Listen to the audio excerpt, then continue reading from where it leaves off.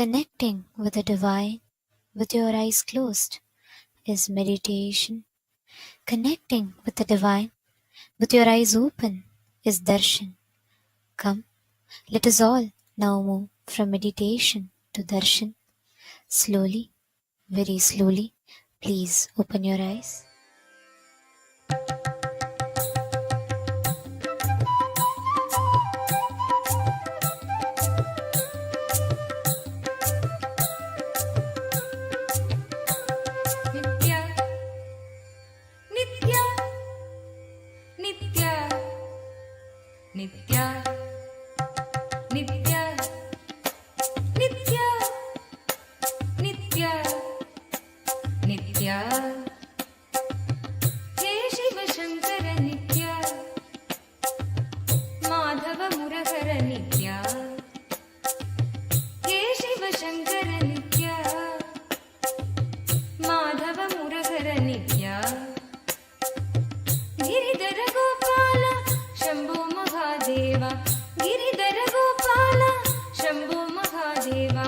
Nithyananda Nithya, Nithyananda Nithya, Nithyananda Nithya, Nithyananda Nithya, He Shiva Shankara Nithya, Madhava Muragara Nithya.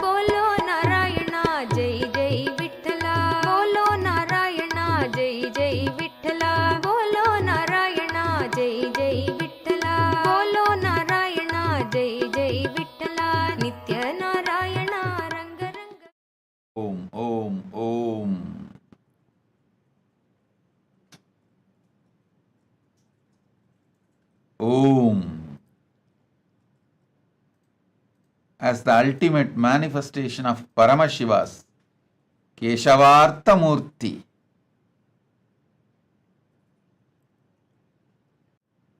Ekapada Trimurti, Tripada Trimurti, Ekapada Murti.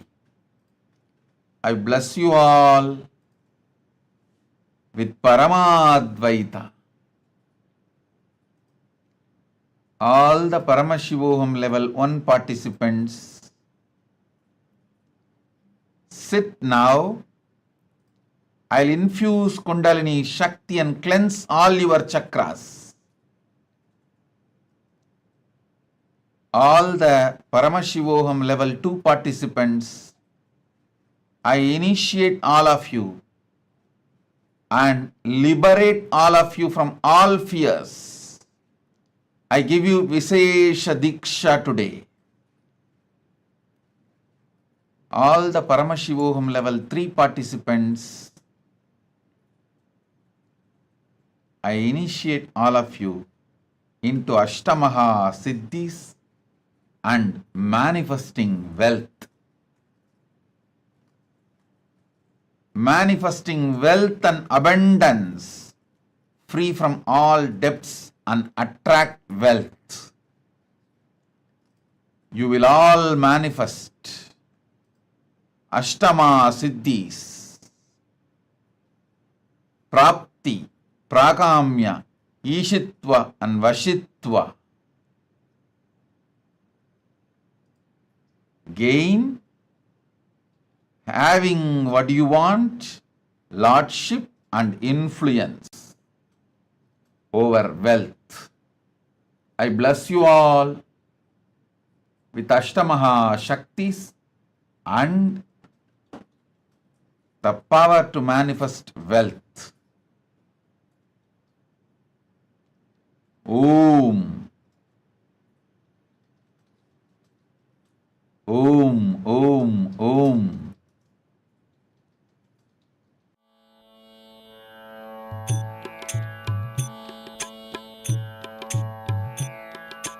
जगत्पते हरि नित्य गोपाला जगत्पते हरि नित्य गोपाला जगत्पते हरि नित्य गोपाला जगत्पते हरि नित्य गोपाला जगदोदारा नित्यानंद लाला जगदोदारा नित्यानंद लाला जगदोदारा नित्यानंद लाला जगदोदारा नित्यानंद लाला जगत्पते हरि नित्य गोपाला जगत्पते हरि नित्य गोपाला जगदोदारा नित्यानंद लाला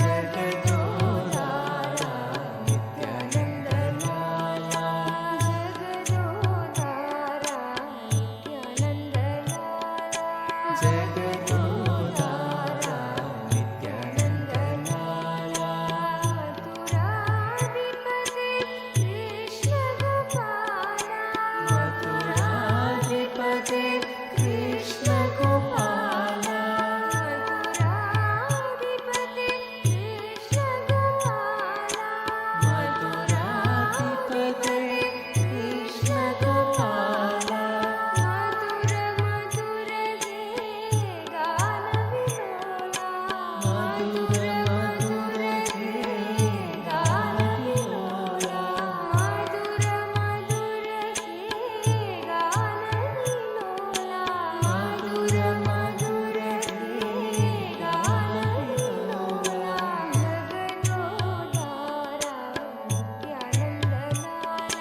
जगदोदारा नित्यानंद लाला जगदोदारा नित्यानंद लाला जगदोदारा नित्यानंद लाला नित्यानंद लाला जय जय गोपाला नित्यानंद लाला जय जय गोपाला नित्यानंद लाला जय जय गोपाला नित्यानंद लाला जय जय गोपाला नित्यानंद लाला जय जय गोपाला नित्यानंद लाला जय जय Gopala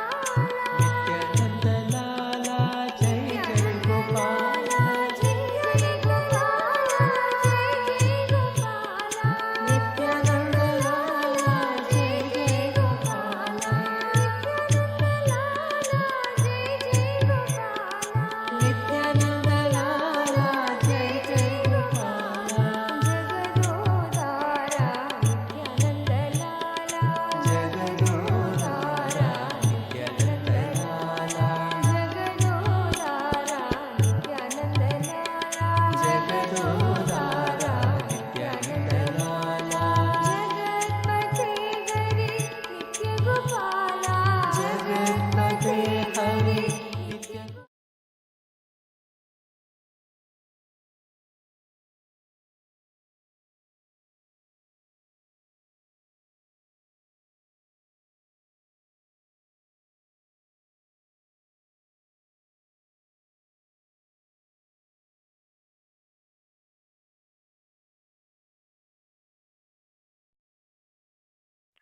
Nithyanandam, Kailasa welcomes you all to the Nityotsava celebrations.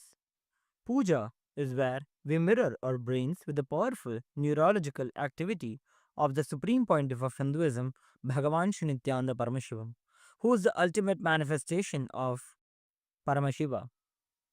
Here, in this auspicious moment of space time, through this puja, we will access the higher vertical time zones. Let us now offer our heartfelt gratitude and devotion to the supreme pontiff of Hinduism and all his deities in Kailasas around the world.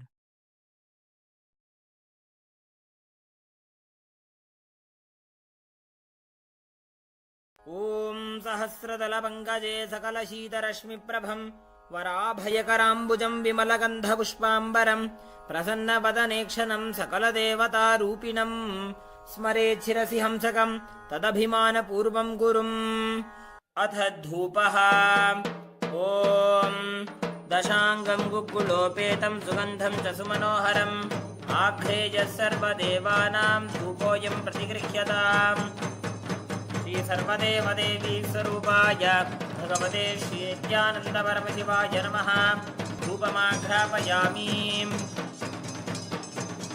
अथ दीपः ॐ साज्यं त्रिवर्ति संयुक्तं वह्निना योजितं मया ग्रहाणमङ्गलं दीपं त्रैलोक्यतिमिरापहम् श्री सर्वदेवदेवी स्वरूपाय भगवते श्री नित्यानंद परमशिवाय नमः। दीपं संदर्शयामि।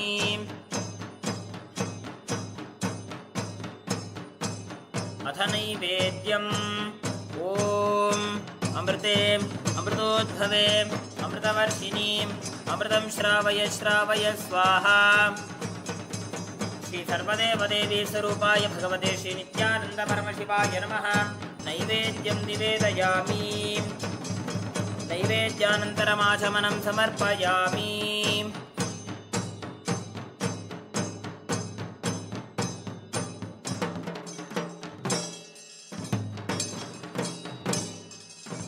नीराजनम् ॐ साङ्ग्रहण्येष्ट्यायजते इमां जनतां सङ्गृह्णानीति द्वादशारत्नीरशना भवति। द्वादशमासा संवत्सरः संवत्सरमेवावरुन्धे पौंसी भवति। पूर्वै मुञ्जाः ऊर्जमेवावरुन्धे चित्रानक्षत्रं भवति।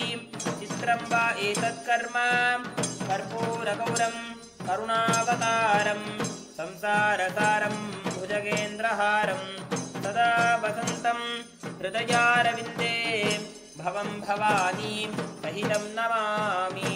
भवं भवानी सहितं नमामि। भवं भवानी सहितं नमामि। श्री सर्वदेवदेवी स्वरूपाय भगवते श्री नित्यानंद परमशिवाय नमः। कर्पूरनीराजनं संदर्शयामि। रक्षां धारयामि। शोणाद्रीशावताराय ज्योतिस्तंभस्वरूपिणे श्रीकैलासप्रधानाय नित्यानन्दाय मङ्गलम्। तत्त्वज्ञानप्रदाताय नित्यानन्देश्वररूपिणे श्रीकैलासप्रधानाय नित्यानन्दाय मङ्गलम्। मूलप्रकृतिरूपाय परमशिवशक्तिस्वरूपिणे श्रीकैलासप्रधानाय नित्यानन्दाय मङ्गलम्। दण्डत्रिशूलहस्ताय कालकालस्वरूपिणे श्रीकैलासप्रधानाय नित्यानन्दाय मङ्गलम्। आदिपूज्याय देवाय सकृत्पूर्णत्वरूपिणे श्रीकैलासप्रधानाय नित्यानन्दाय मङ्गलम्। सर्वाभयविनाशकाय शत्रुसंहाररूपिणे श्रीकैलासप्रधानाय नित्यानन्दाय मङ्गलम्। योगपट्टाभिषिक्ताय राजसन्न्यासधारिणे श्रीकैलासप्रधानाय नित्यानन्दाय मङ्गलम्। सार्वभौमैकपत्याय राजराजार्चिताय च श्रीकैलासप्रधानाय नित्यानन्दाय मङ्गलम्। मङ्गलं कल्पवृक्षाय मङ्गलं ज्ञानदायिने परमशिवाय श्रीनित्यानन्देश्वराय मङ्गलम्। मङ्गलं श्रीविद्याम्बायै मङ्गलं कामदायिन्यै सर्वमङ्गलदात्री नित्यानन्देश्वर्यै मङ्गलम्। मङ्गलं गुरुदेवाय मोक्षमूलाय मङ्गलम्। परमावताराय नित्यानन्दाय गुरवे मङ्गलम्। हरिः ॐ तत्सत्। सर्वं भगवत् श्रीनित्यानन्दवरशिवपादुकार्पणमस्तु। ॐ नित्यानन्दम्।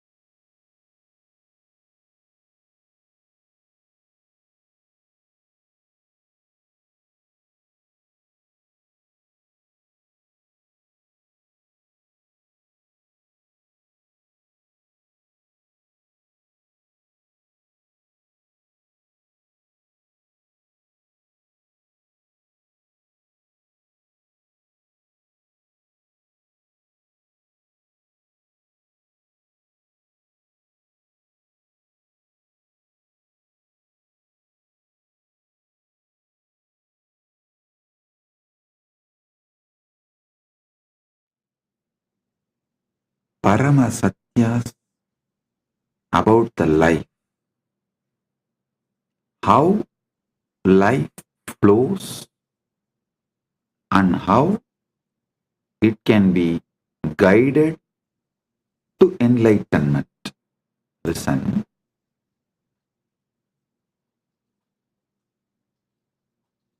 Listen carefully. The whole Sanatana Hindu Dharma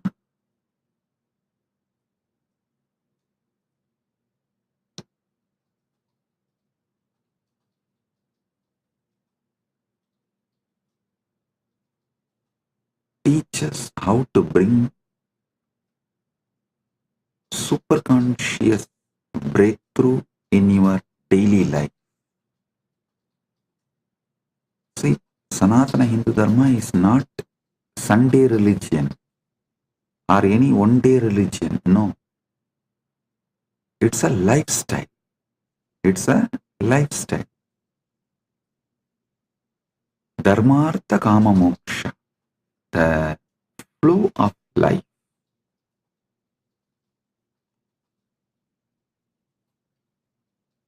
How it should flow.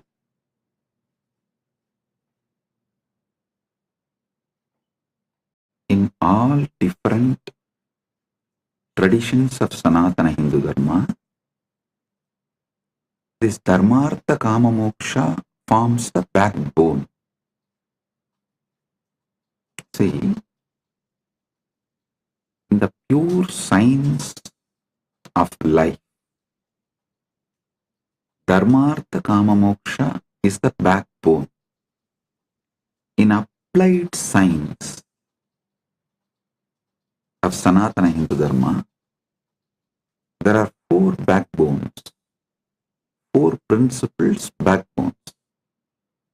Upanishad, Upasana, Upavasa, Utsava. Listen, in every tradition, the practical Sanatana Hindu Dharma can be reduced to just these four words. These four words are backbone. Upanishad, Upasana, Upavasa, Utsava. There's one more four words.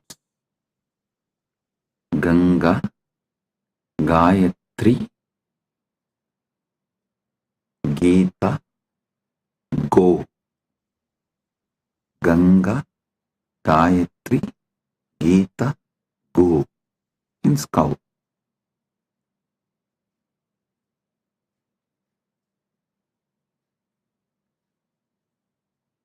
Just understand these three set of four words, then I'll connect all these three and make you fully understand how the Dharmartha Kama Moksha can be beautifully lived, celebrated through Upanishad, Upavasa, Upasana, Utsava. See, Upanishads form a foundation for everything we do. Whether you sit and think about the ultimate Parabrahmam, Paramashivam, or your Kuladevata Puja, your Grama Devata Puja, or your Pitru Shanti Puja, everything Upanishads form base, foundation. And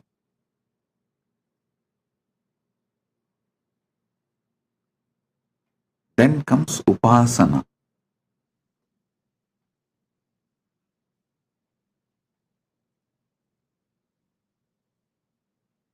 Everything in Hindu tradition, including enlightenment, even the meditation, unclutching, samadhi process is called Atma Upasana. Even that is Upasana.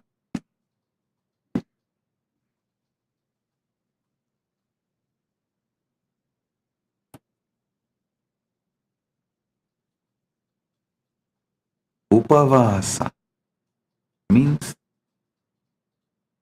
food restrictions.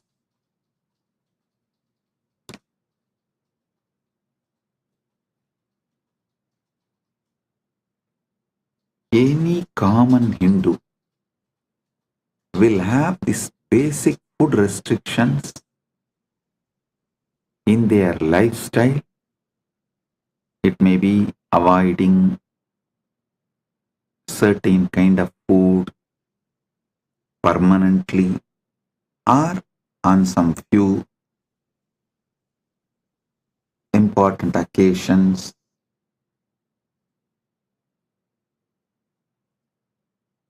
The Upavasa plays a major role, and Utsava. Hinduism is nothing but continuous Utsava.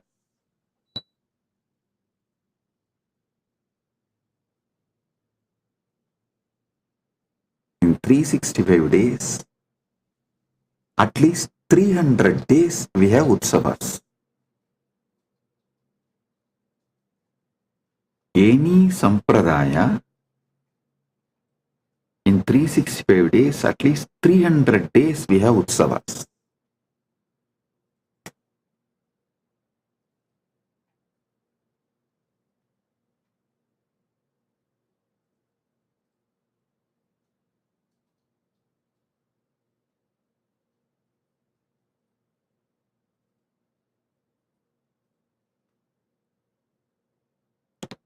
Blessed are those who are born in temple ecosystem and grow up. See, not to be a good Hindu, even to be a good human, the temple ecosystem is something extraordinary. Don't think I go on promoting this temple ecosystem just because I was born and brought up.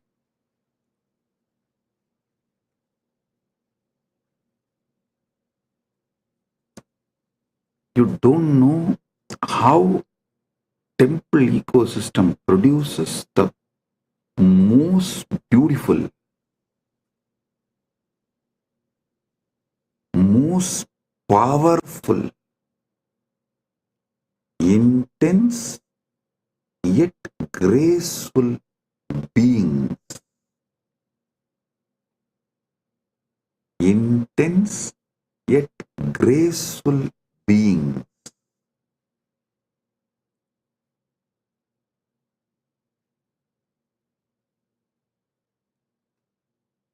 how by the very existence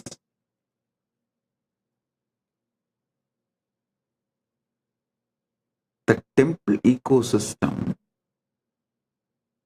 sets a role model for humanity.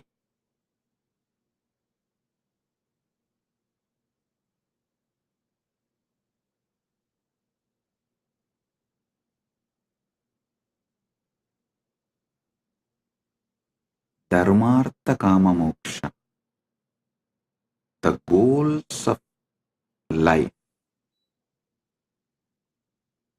Upasana, Upanishad, Upasana, Upavasa, Utsava, the practical way of bringing Dharmartha Kama Moksha in our life. Ganga, Gayatri,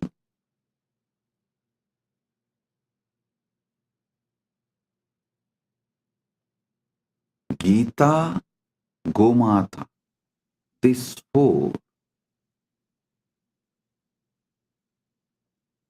not just commonly accepted, worshipped, revered.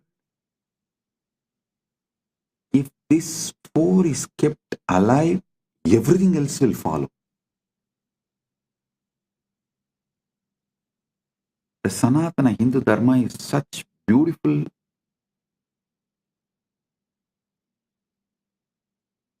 ecosystem. If you bring one, even if you bring just this one, devotion for Gayatri, then naturally Gayatri temple will manifest, a Goshala will manifest, the interest in Ganga and Gita will manifest. If the one comes, everything else will follow. Same way, the moment interest on Upanishad comes, Upasana will start, then Upavasa will start, then Utsavas will start. Same way, even if you have an interest on Dharma, little interest on Dharma, automatically you will receive knowledge about Artha, Kama, Moksha. I tell you,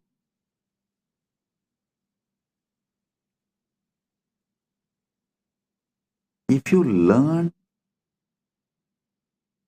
how to make wealth Hindu way, your whole thought current will be filled with moksha.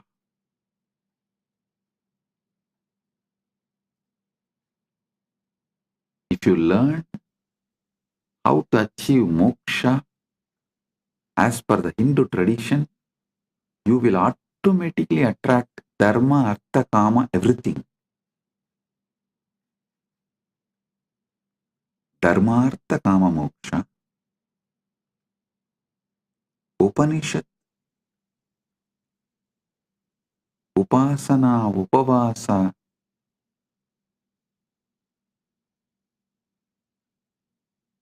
utsava, Ganga, Gayatri, Gita, Gomata. These 12 words, Dharmartha Kama Moksha, is like a Paramasatya, the pure science.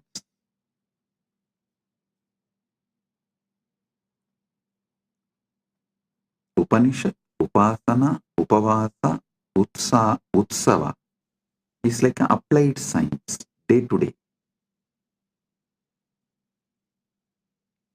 Ganga, Gayatri, Gita, Gomata is like a backbone, spread throughout Sanatana Hindu Dharma in all Sampradaya.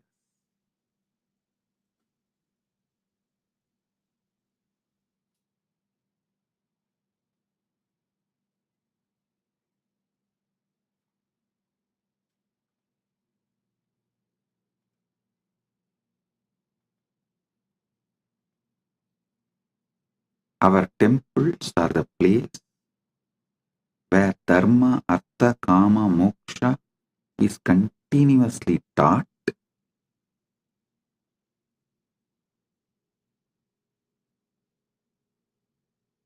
Upanishad, upasana, upavasa, utsava is continuously practiced. Ganga, Gayatri, Gita, Gomata.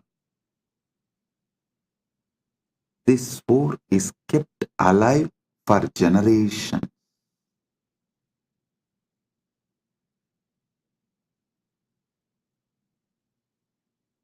I don't know how many of you can understand. Ganga is the world's largest worshipped deity. Understand? There are many longer rivers in the world than Ganga, but no other river is worshipped like Ganga.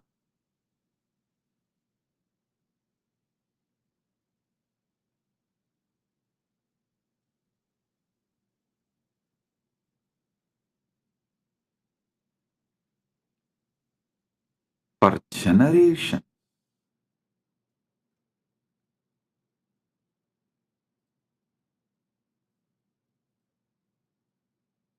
these 12 words, I can say, is the essence of Hindu civilization. Dharmartha Kama Moksha, Upanishad, Upasana, Upavasa, Utsava, Ganga, Gayatri, Gita, Gomata.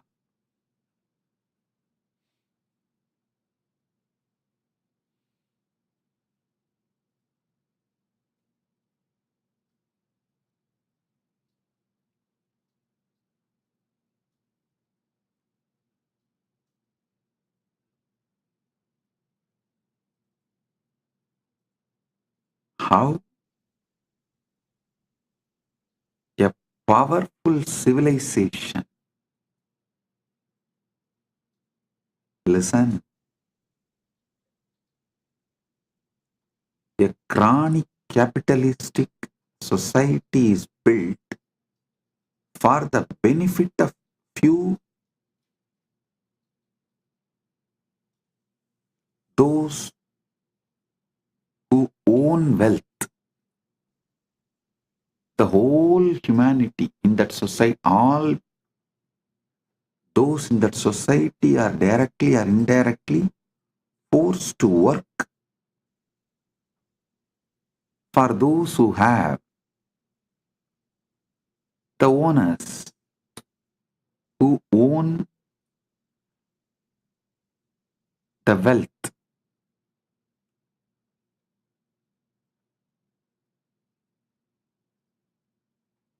Same way, police state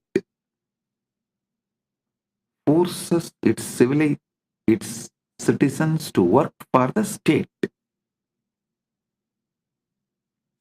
to become great.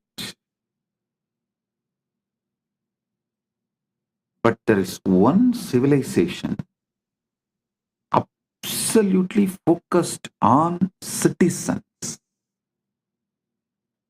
the complete well-being of citizens. I will call it as the temple-centric Sanatana Hindu Dharma. Actually, I don't even want to use the word Sanatana Hindu Dharma. Why, in the modern day, what you know about Sanatana Hindu Dharma is not really Sanatana Hindu Dharma. Only a temple ecosystem is Sanatana Hindu Dharma. Understand carefully. Government run by temple, not temple run by government. There's a big difference. A government run by temple is what I call temple-based ecosystem. Kailasa should be a temple-based Sanatana Hindu Dharma all over the world. Even if it takes little time, we should only focus on establishing the infrastructures for temple-based ecosystem. Listen.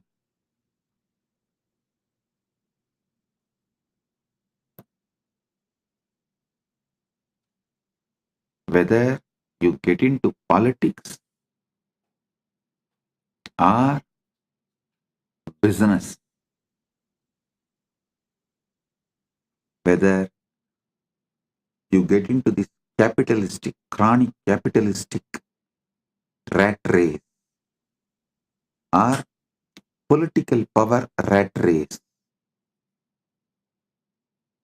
within 1 decade, 10 years, you will understand that whole system is shit, and those who can exploit raise in that, and by the system it focuses only the 1% of the people on the top.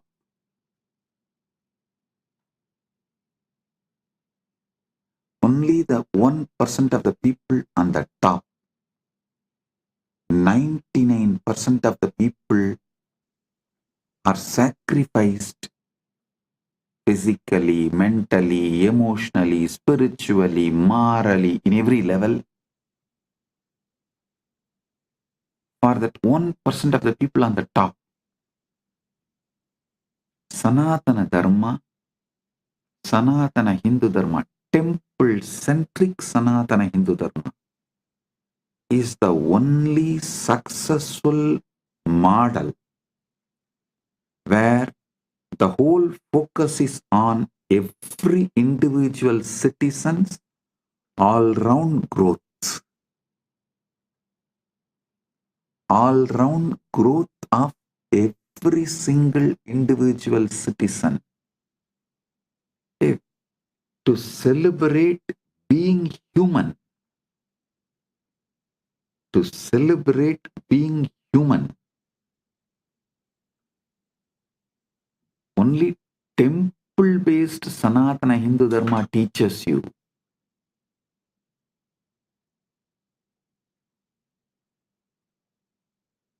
In teaching, lifestyle, even the way you flow.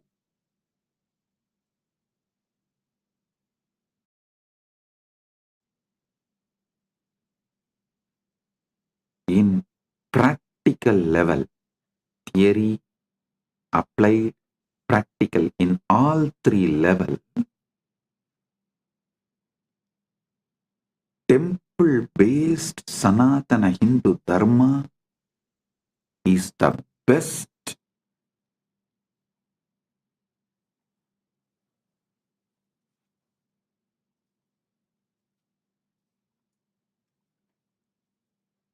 for every individual all-round growth.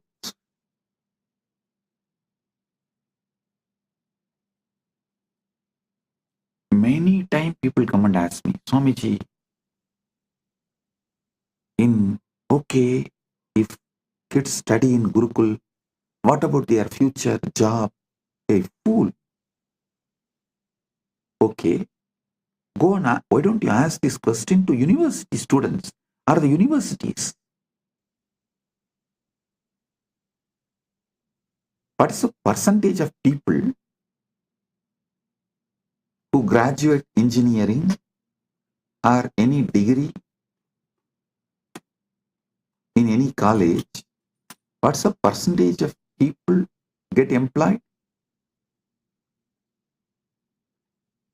Do you know in many countries, 80% of the graduates are unemployable. in any department and field. And even those who got the job, 84% of the IT workers have fatty liver, the lifestyle disease. Can you imagine? In India, 84% of the IT workers have a fatty liver. Means what? They are just machines made to work maybe till the age of 40, 45 and then just drop dead. Nobody will even do postmortem. Why he is dead? Why he has collapsed? Is system somewhere responsible for it? Nobody will bother.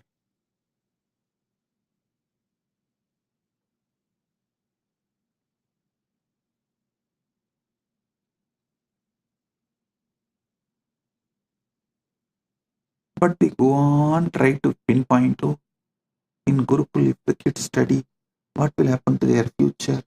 The job, fool.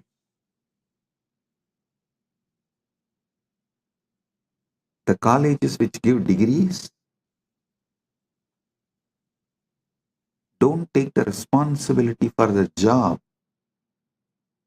Universities which give degrees don't take the responsibility for the job. And they don't even prepare you for life. Forget about job. And you neither question them, you don't even think you can question them.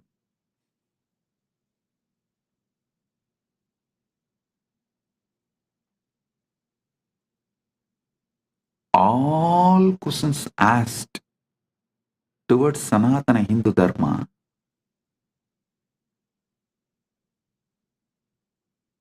is absolutely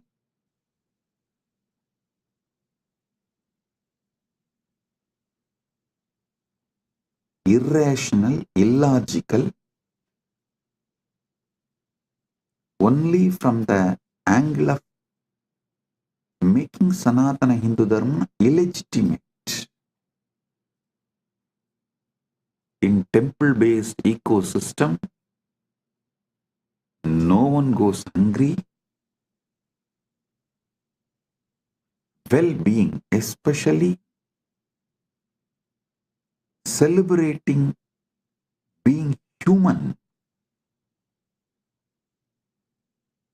all-round growth of the individual is attended so much. Not only you make artha wealth, enjoy kama, you are cared, fulfilled in all your dimensions. The awakening of your consciousness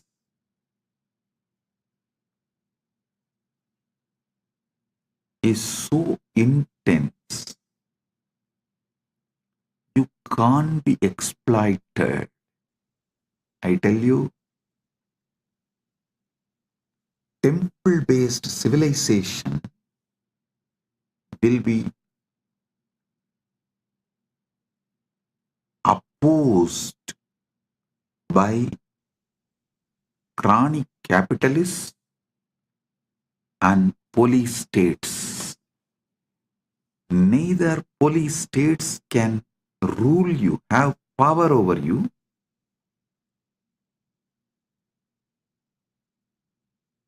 nor the chronic capitalists will be able to convince you to work for them, for their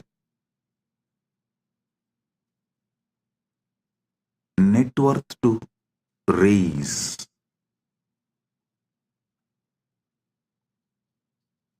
The temple-based civilization will teach you to celebrate being human.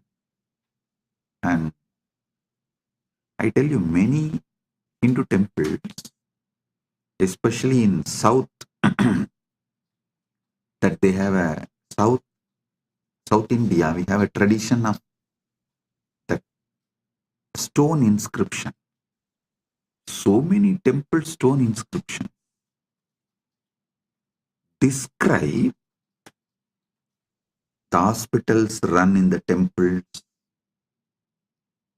the music academies, dance academies run in the temple. Some temples list around 400 Devadasis who are singing and dancing in the temple, helping people to enjoy life being human, the beauty of being human.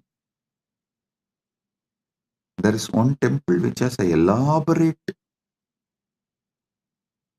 hospital manual. How many beds, how many doctors, nurses, and medicines, pharmacy details, everything which was running in the temple. I tell you,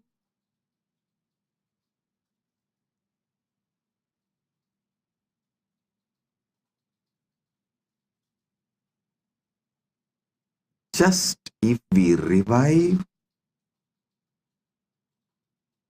temple-centric Sanatana Hindu Dharma,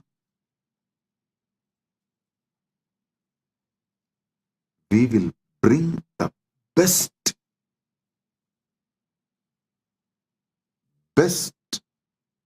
life planet Earth.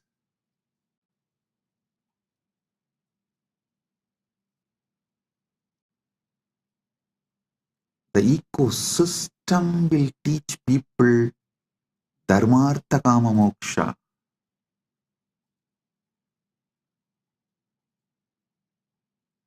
You will not be brainwashed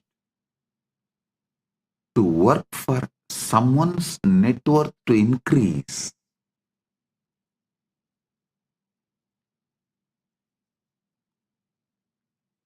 You will work for your wealth. Listen, that is what is the Hindu Artha means. You will work and you will become rich. And you can decide how rich you want to become, and based on that, you can decide your work.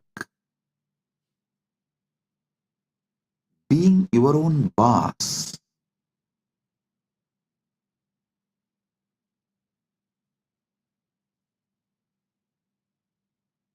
You will not be made to work in this chronic capitalistic ecosystem for someone else to become rich. Same way, the state, the temple-based ecosystem very clearly defines the level of interference and control a state can have over citizens. It drastically limits it. You will only be administered to the minimum level.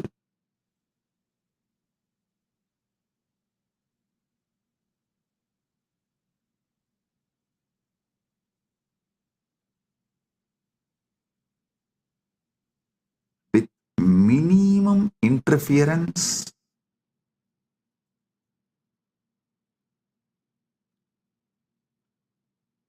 with the minimum level of interventions, the whole ecosystem runs with more of understandings. Practically no law. I tell you,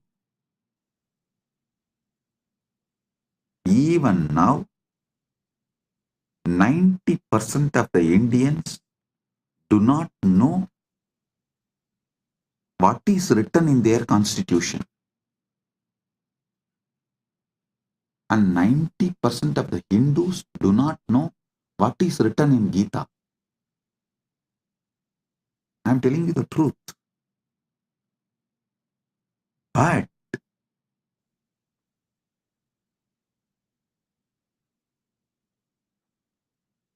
even though the temple-based ecosystems were destroyed everywhere, that what temple-based ecosystem did to us for generations has gotten into the families, because still the family system is not yet destroyed, it is alive. I tell you, before this family system dies, better revive the temple-based ecosystems.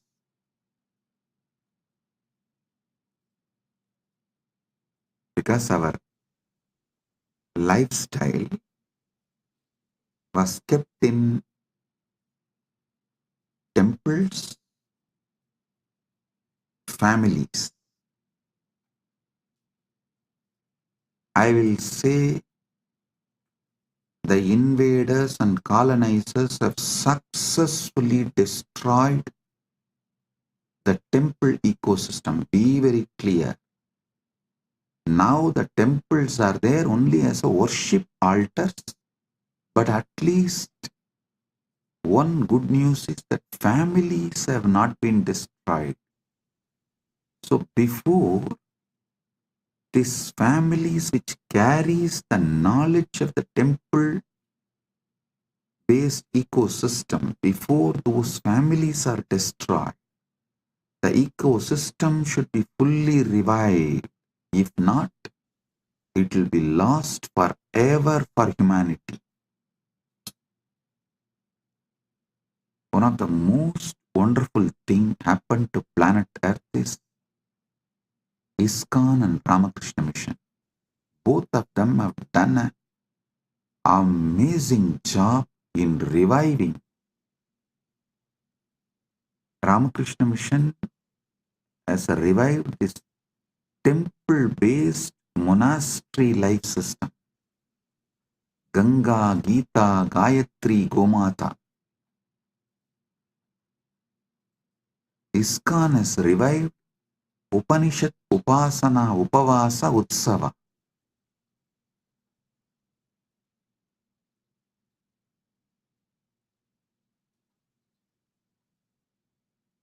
ISKCON has revived temple-based ecosystem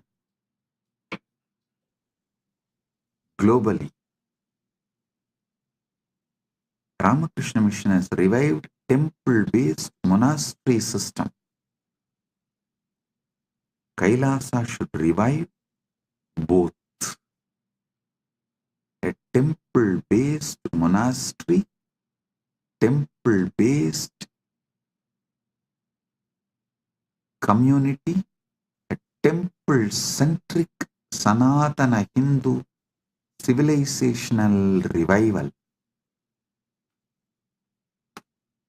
Nation run by temple from temple. That's the way Sanatana Hindu Dharma was, should be in future also. That is the way it was. That is the way it should be in the future. Surely in the present it is not that way.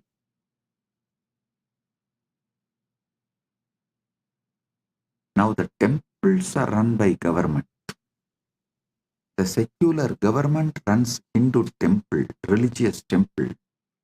But those days, religious temple was governing even secular life of people.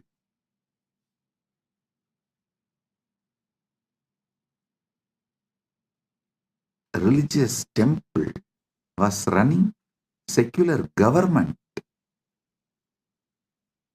But Now the secular government is running religious temple.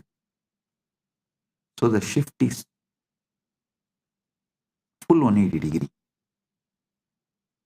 So understand,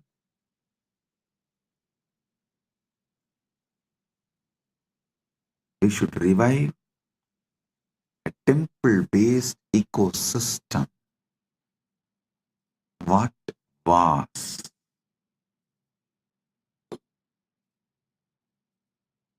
Kailasa should be temple-based ecosystem. Dharma, Artha, Kama, Moksha, Upanishad, Upasana, Upavasa, Utsava, Ganga, Gayatri, Gita, Gomata.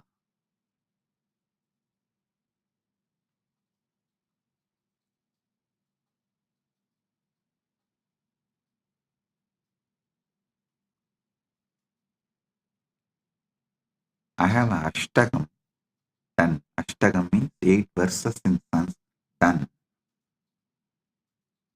on temple-based Sanatana Hindu civilization. First, I want to give you Paramasatyas about how this Dharmartha Kama Moksha can be practically implemented. The practical implementation of Dharmartha Kama Moksha can happen through Upanishad, Upasana, Upavasa, Utsava, and Ganga, Gita, Gayatri, Gomata.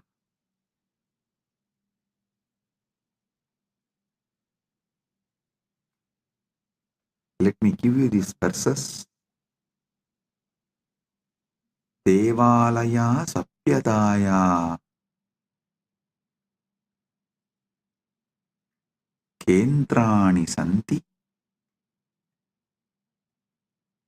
Puja Siksha Samudayo Vyabara Raksha Pratishtitaha Akrantaro Nashayanti Devalayan Hindu Samajaturinam Desham Vinasi Hindu Samajaha Titilaha Bhavati. देवालय सभ्यता के केंद्र हैं.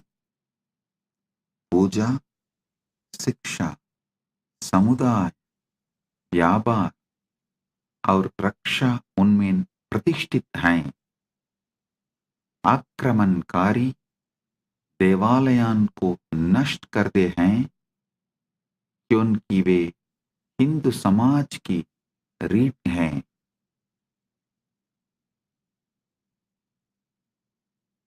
उनके विनाश से हिंदू समाज शिथिल हो जाता है. Temples were the centers of our civilization. Worship, education, community, trade, and protection all are established in them. Even our court, defense, everything was temple centered. The whole country's treasure was always kept inside temple. Temples are the centers of our civilization.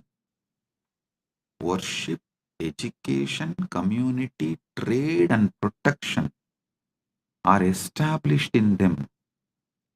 Invaders destroy temples because they are the backbone of Sanatana Hindu Dharma, Hindu society. With their destruction, Hindu society is destroyed. उनके विनाश से हिंदू समाज शिथिल हो जाता है।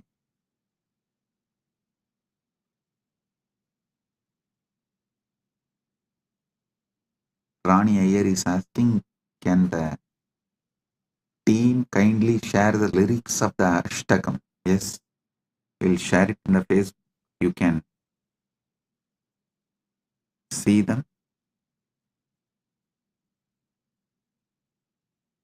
Devalayaha kevalam na santi puja sthanani kalayaha sthapatyasya shikshayaha samajasya kendrani prana pratishtha sankalpana devalayan pavitran garoti tesham mahima anantah asti sanatana dharme. देवालय केवल पूजा स्थल नहीं हैं, वे कला, स्थापत्य, शिक्षा और समाज के केंद्र हैं। प्राण प्रतिष्ठा की संकल्पना देवालयों को पवित्र बना दी है। उनकी महिमा सनातन धर्म में अनंत है। This is exactly Vivekananda wanted to revive. Today on Sri Ramakrishna's Jayanti Mahotsava, as per the Hindu calendar, I bow down to Sri Ramakrishna.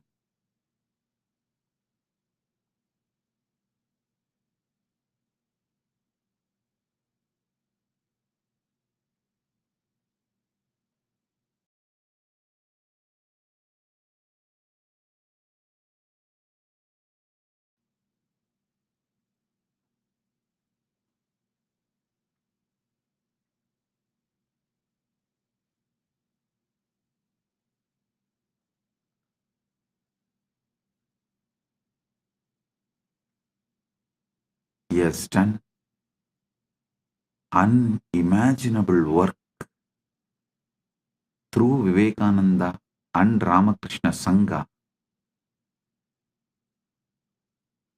Revival of temple-based monasteries all over the world. He is one of the greatest incarnation of the modern day.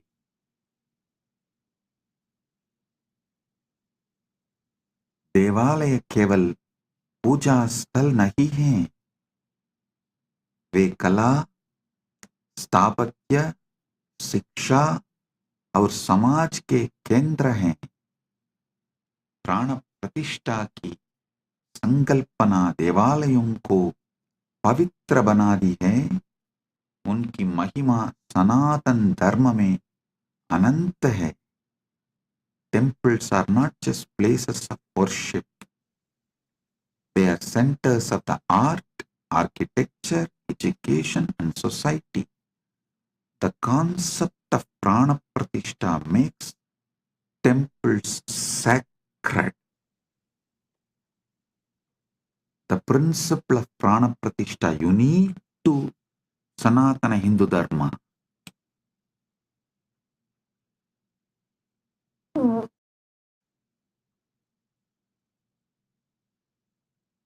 The concept of prana pratishtha makes temples sacred. Their glory is infinite in Sanatana Hindu Dharma. Sthapatya, listen, the third verse. Sadapya akramanani vinasam cha sahyavi Hindu sapyada punap puna nirmanam karodi Somanatha devalaya saptavaram nashtaha punarnirmitacha Ramajanmabhoomi devalaya sampurnaha asti. सदियों के आक्रमण और विनाश को सहने के बावजूद हिंदू सत्ता बार बार पुनर्निर्माण करती है।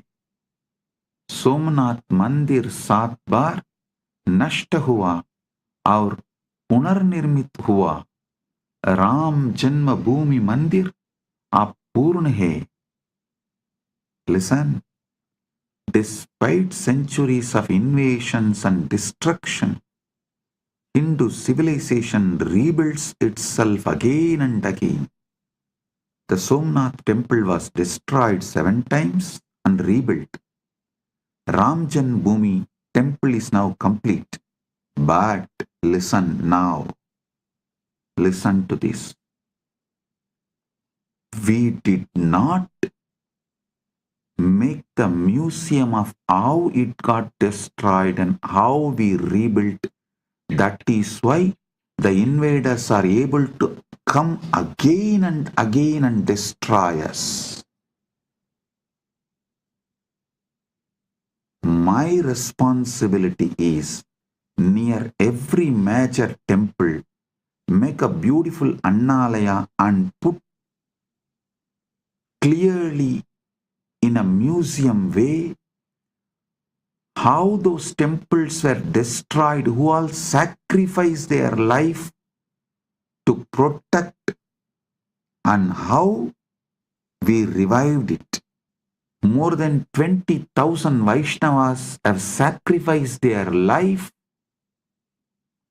to protect Ranganatha, Namberumal, to protect the deity of Namberumal, how the Vaishnavas gave their life. I want all of you to read the book by Meenakshi Jain, The Flight of Deities. I want all of you to read that book. How our ancestors sacrificed their life to protect the deities.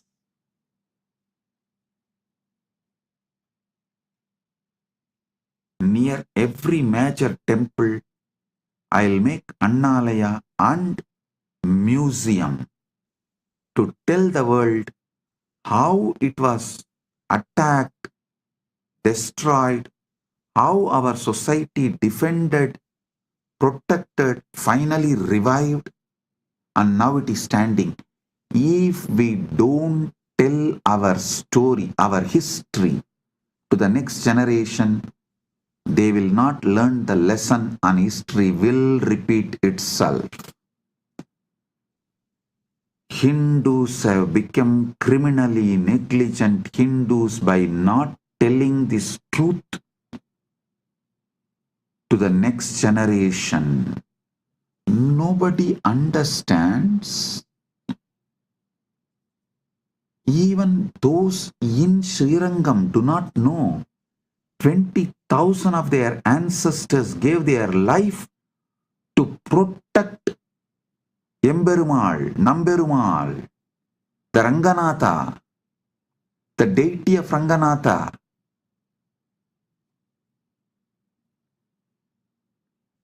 Just how Aurangzeb destroyed, killed, peeled the skin of Chhatrapati Shivaji's son and killed him, tortured and killed him. Same way, the Vallala Maharaja, who was the king of Tiruvannamalai, his skin was peeled, killed by the Muslim invaders in Madurai.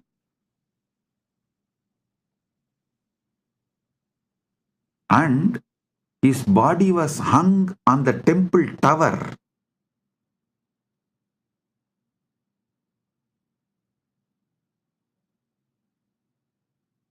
In Madurai. Actually, in war, the Muslim army lost. But after the war, cunningly, they invited the king alone for a feast. And he also went thinking that they are after all lost. Now they are retreating. just gracefully accepted the invitation and went, and they killed him. It was extreme cunning strategy. They did not kill him in war. He did not die in war, the Vallala Maharaja. And unfortunately, the story is not told to the next generation. It is not visually presented. It is not presented with the details. We have the link for Meenakshi Jain's book in the internet, The Flight of Deities and Rebirth of Temples. And I sincerely recommend everyone to read this book.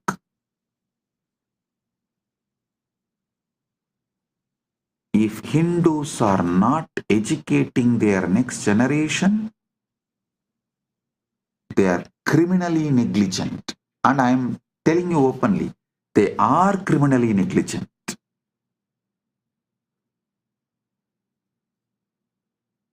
In today's satsang, I wanted to speak everything only from the positive angle of what should be done. But I also have to tell you guys what should not be done.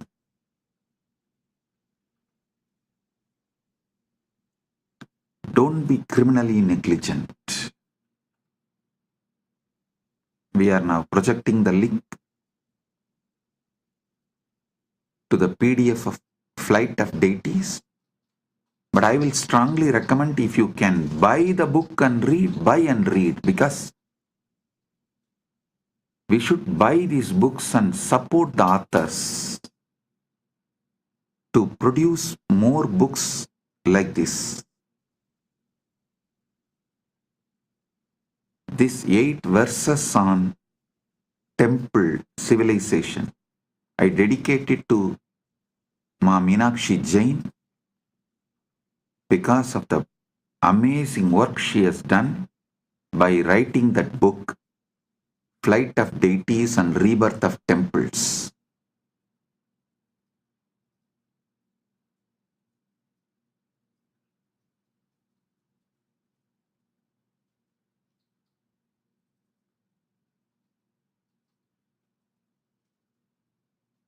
Hindus should not continue to be criminally negligent Hindus. You should make the next generation understand what our ancestors went through and make a museum near every temple for the next generation to see and understand how our temples were invaded, who all defended and protected, who all sacrificed the life and became martyrs, how it is revived, how it was revived and now standing. This need to be told to next generation. Only then history will not repeat itself.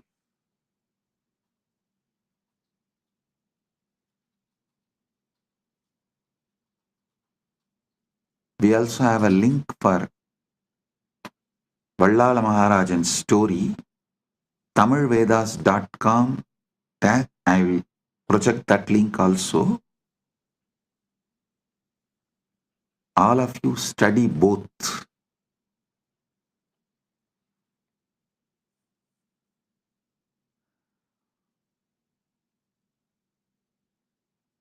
Balaji, I want the Annalaya in Srirangam, not just for Annadan.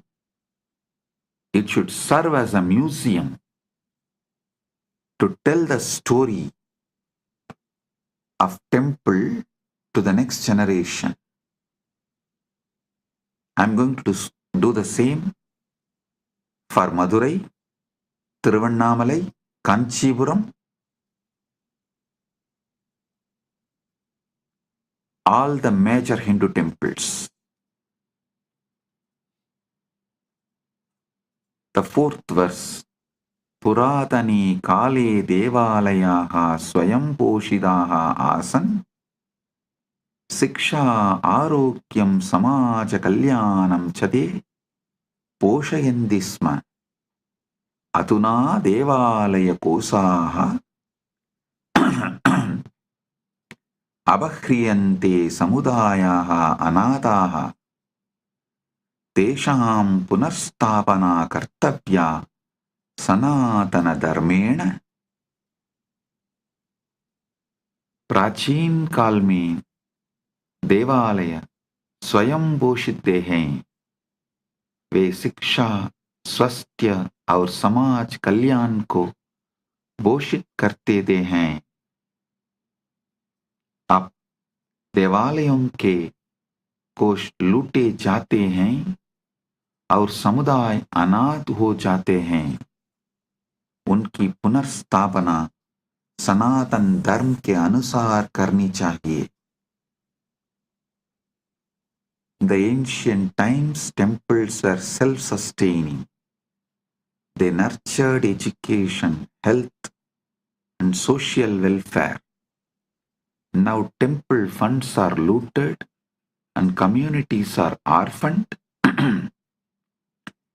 Their restoration must be done according to Sanatana Dharma as soon as possible.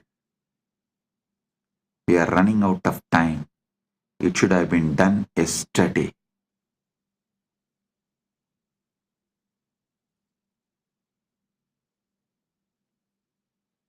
We can't afford to waste time.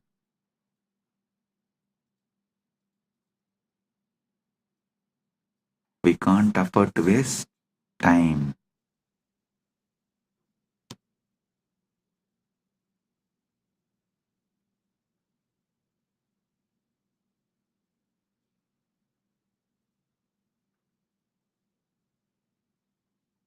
देवालयानाम् आध्यात्मिकता राजनैतिकशोषणेन वृद्धा देशां पवित्रता सर्वदा रक्षणीया सनातनधर्मेण। अहिल्याबाई होल्कर रणजित्सिंहः च देवालयान् रक्षितवन्तः। तेषाम् अनुसरणं कर्तव्यं सनातनधर्मेण। देवालयों की आध्यात्मिकता राजनीतिक शोषण के विरुद्ध है। उनकी पवित्रता को सदैव सनातन धर्म से रक्षा करनी चाहिए। अहिल्याबाई होल्कर और रणजीत सिंह ने देवालयों की रक्षा की। उनका अनुसरण सनातन धर्म के अनुसार करना चाहिए। The spirituality of the temples is opposed to the political exploitation. Their sanctity must always be protected by Sanatana Dharma. Ahalyabai Holkar and Ranjit Singh, all of them protected temples and ran their kingdoms temple-based.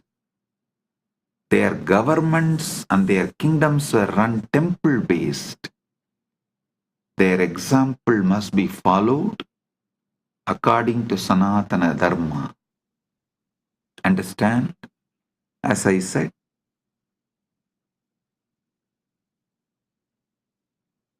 earlier, temples were running secular government. But now, secular government is running temples. There is a vast difference.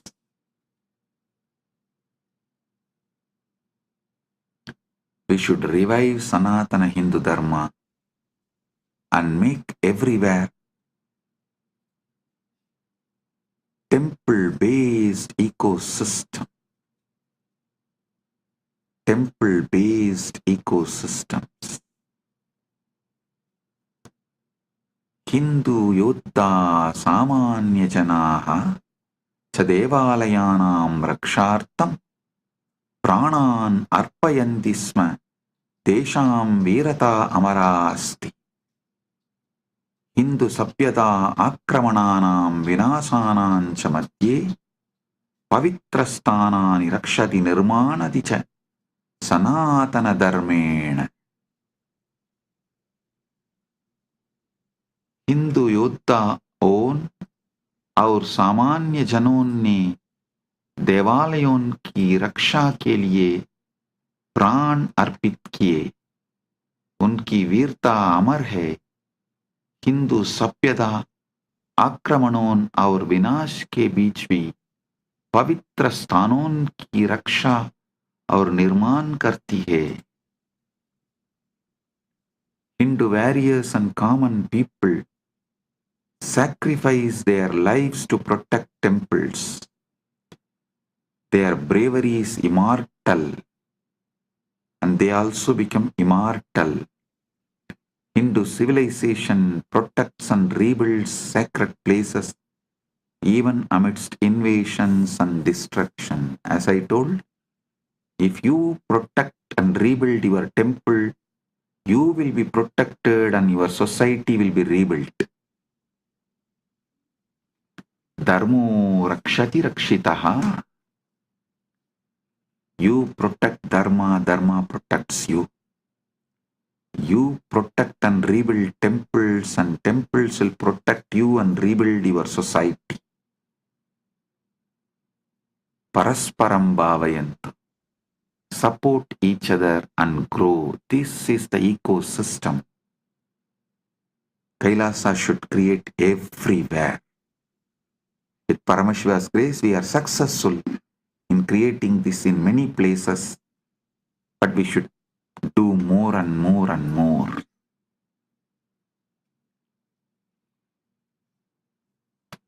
Next verse. Upanishad upasana upavasa utsavaha cha sanatana dharmasya saraha tesham anushtanam devalayeshu prachalati sanatana dharmena. देवालयाः सन्ति सनातनधर्मस्य प्राणाः तेषां रक्षणं कर्तव्यं सनातनधर्मेण। उपनिषद, उपासना, उपवास और उत्सव सनातन धर्म का सार हैं। उनका अनुष्ठान देवालयों में सनातन धर्म के अनुसार प्रचलित है। देवालय सनातन धर्म के प्राण हैं। उनकी रक्षा सनातन धर्म के अनुसार करनी चाहिए। The Upanishads, worship, fasting and festivals are the essence of Sanatana Dharma. Their practice thrives in temples according to Sanatana Dharma. Temples are the life of Sanatana Dharma. Sanatana Hindu Dharma is the life of temples. They must be protected in accordance with the Sanatana Hindu Dharma. 8th verse. Ganga, Gayatri, Gita, Gomata cha Hindu Dharmasya moolam. Devalayaha santi Sanatana Dharmasya pranaha. एदेशां संरक्षणं कर्तव्यं सनातनधर्मेण तेषां महिमा अनन्तः अस्ति सनातनधर्मे। गंगा, गायत्री, गीता और गोमाता हिंदू धर्म की मूल आधार हैं। देवालय सनातन धर्म के प्राण हैं। इन सबका संरक्षण सनातन धर्म के अनुसार करना चाहिए। इनकी महिमा सनातन धर्म में अनंत है। The Ganga, Gayatri, Gita and Gomata are the foundational pillars of Hindu Dharma. Temples are the life of Sanatana Hindu Dharma. All of these must be protected in accordance with Sanatana Hindu Dharma. Their glory is infinite in Sanatana Hindu Dharma.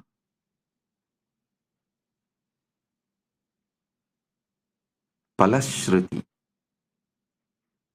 Yappadet mandir ashtagam idam shraddaya samanvitaha Bhagavata Nithyananda Paramashivena prakatitam sa bhaved dharma rakshakaha Sukhi samritta srayushaha Devalayeshu bhakti syat samajasya kalyanam sanatana dharmasya gauravam vartade nityam.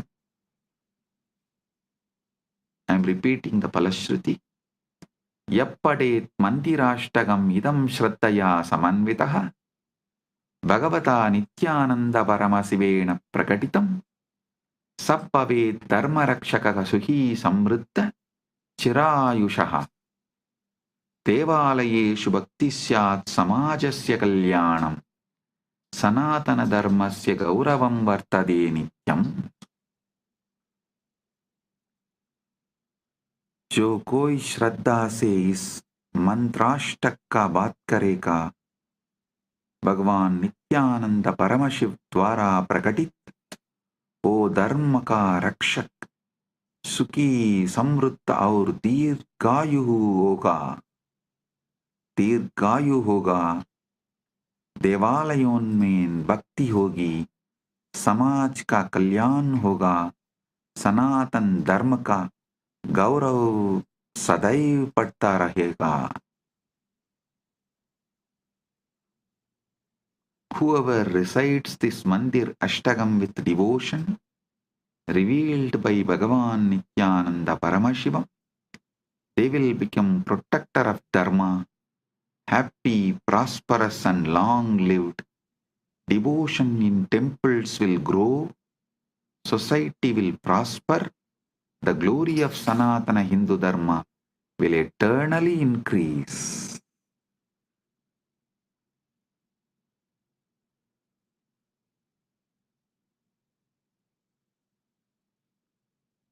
So it is time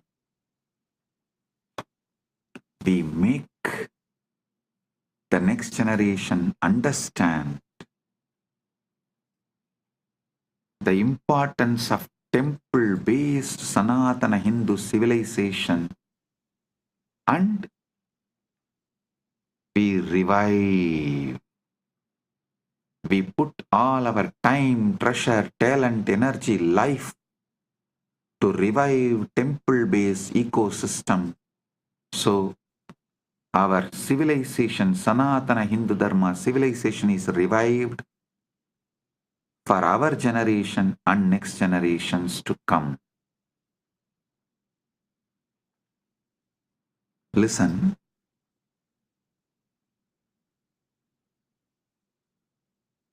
It is time we all realize, wake up to the importance of temple-based Sanatana Hindu Dharma civilization, and we all decide to revive it for ourselves and for the next generation. Blessings. Be blissful.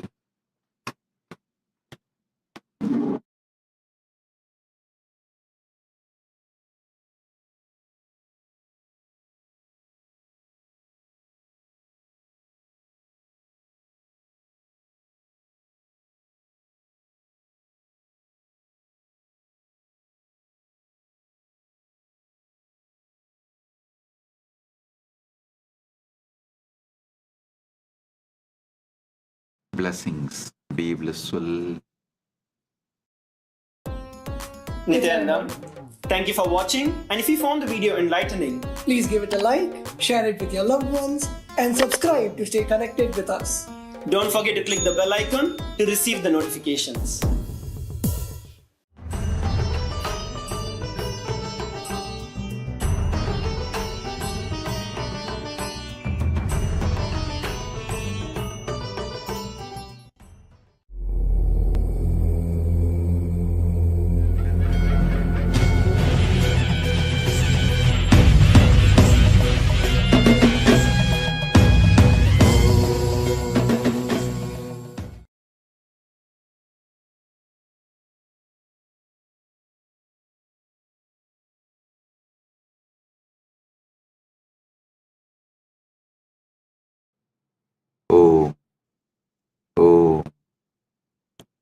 Paramashivasya Veerabhadra Dakshayanyahara Jalantaravadamurtinam Paramavatari Aham Yushman Sarvan Paramadvaitena Asirdadami.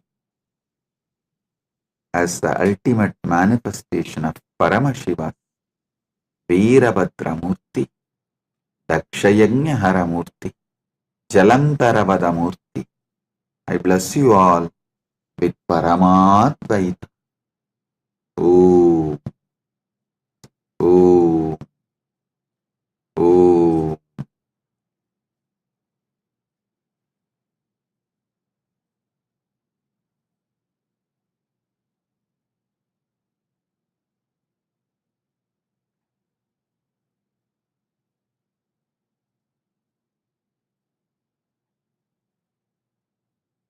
Paramashiva's direct message from Kailasa. Listen. The Paramasatyas about the cosmos,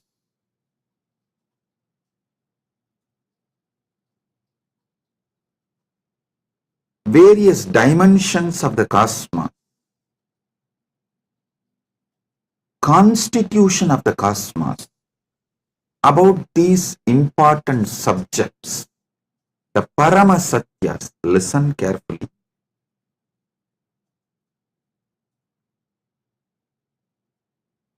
Paramashiva has revealed all the ultimate truths, Paramashatyas, the ultimate truths as Vedas and Agamas. Vedas and Agamas. When I say this word, Vedas and Agamas, I mean Vedas, Upavedas, Veda Anga, and Veda Anta. This four set of scriptures, Agama, Upagama, Agama Anga, Agama Anda. This four set, this 8 set is given the status of Shruti in our tradition. It means these are directly revealed by Paramashiva, not written by anyone. It is just heard, and transmitted orally. Even before human beings started learning to write, these truths were revealed orally. Listen carefully. Even before human beings started learning to write, these satyas are revealed by Paramashiva from his apaurushyattva, means without taking any individual form. He revealed all these Vedas and Agamas from his original space, from his original state. As Paramashiva Paramburul, Sutta Swayam Pragas, the supernal effulgence, Jnana Prakasa, in that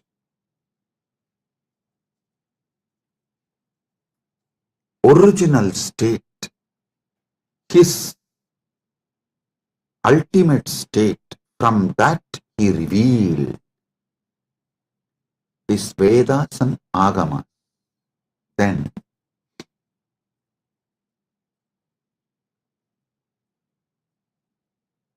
he sent 3 incarnations to give the essence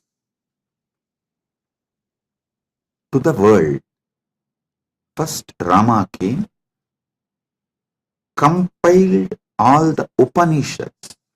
It's called Vedanta, the scriptures of Vedanta. He compiled all the Upanishads, 108. There is a small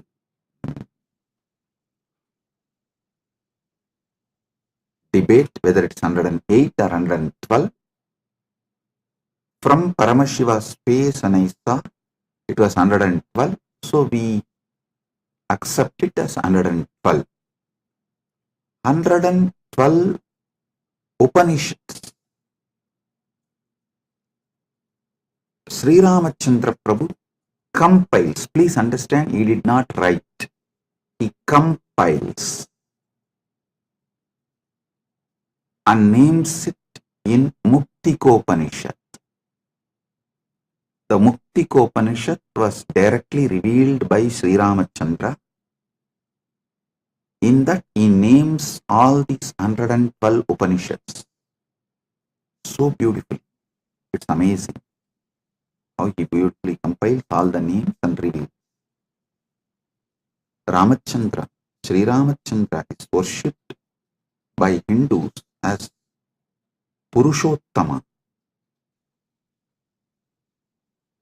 But unfortunately, large number of Hindus don't remember him as the great Acharya, Jagadacharya. You all should know, Sri Ramachandra compiled the first Vedanta scripture, Muktikopanishad, all the 112 Upanishads of Vedas. You see, he revealed the essence of Vedas is this 112 Upanishads. Then comes Krishna. Paramashiva sends Krishna to the world, telling that whatever he taught Krishna, he revealed to Krishna as Shiva Gita. When Krishna and Arjuna in their previous incarnations as Naranarayana was doing tapas in Badrigashram towards Paramashiva, Paramashiva appeared and blessed them, gave them the knowledge of the ultimate in the form of Shiva Gita, and instructs Krishna and Arjuna, Naranarayanas, to take the incarnation of Krishna and Arjuna and give this knowledge to the world. So, Naranarayana rishis take the next incarnation as Krishna and Arjuna. Krishna is Narayana's incarnation. Arjuna is Nara Rishi's incarnation. There, Arjuna asks the right questions. Krishna reveals the great truths of Shiva Gita in the form of Bhagavad Gita. That is the second scripture of essence of Upanishads. Listen. First, Rama comes and gives the essence of Vedas as 112 Upanishads. Then Krishna comes, reveals the essence of the Upanishads as Bhagavad Gita. Then Paramashiva ordains Brahma to take birth as Manu, Vishnu to take birth as Vyasa, and establish the Dharma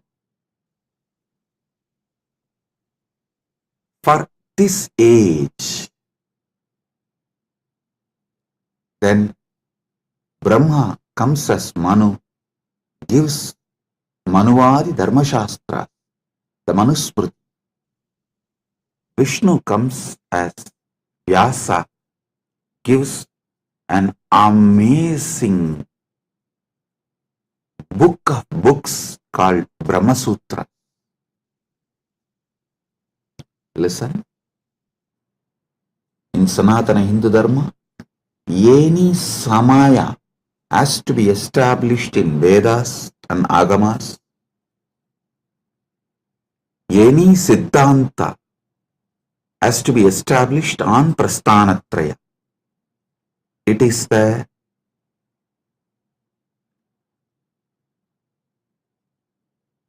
Paramasatya.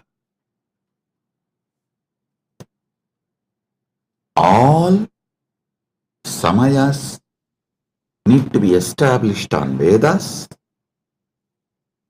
All Siddhantas should be established on Prasthanatraya.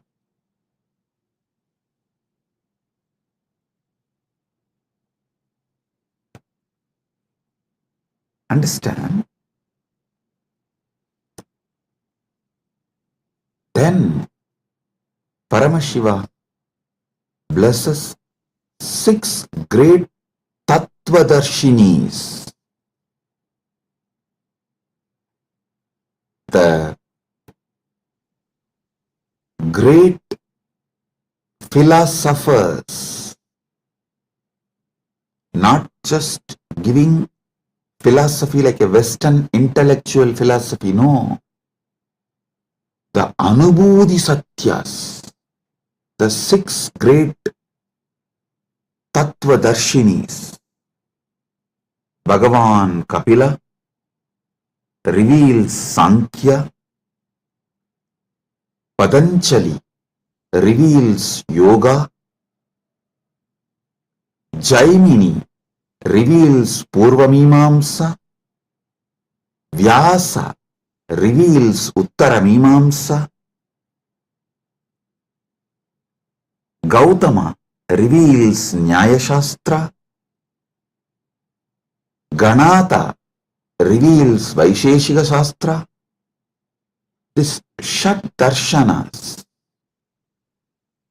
6 methodology of enlightened expression. Listen.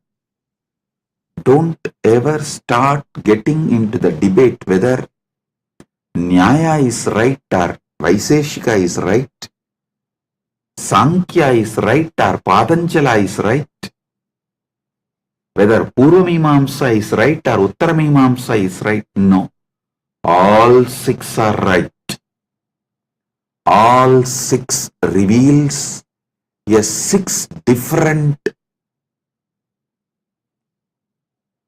Paramasatyas.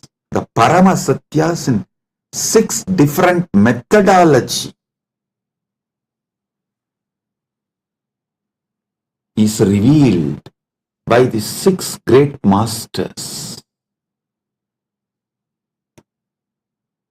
Jaimini gives Purvamimamsa, Vyasa gives Uttaramimamsa,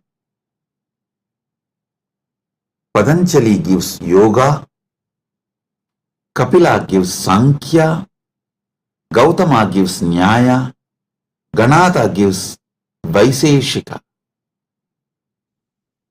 These 6 great beings happen and establish a 6 great darshanas, Sat Darshana Sampradayas.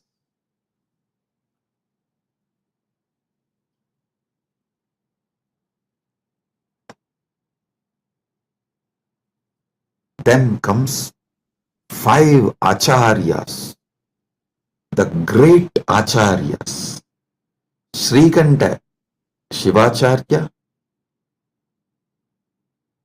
Shankaracharya, Ramanujacharya, Madhvacharya, Bhamati. These 5 writes Prasthanatraya Bhashyas and establishes amazing methodology of awakening to the Paramasatyas. Listen.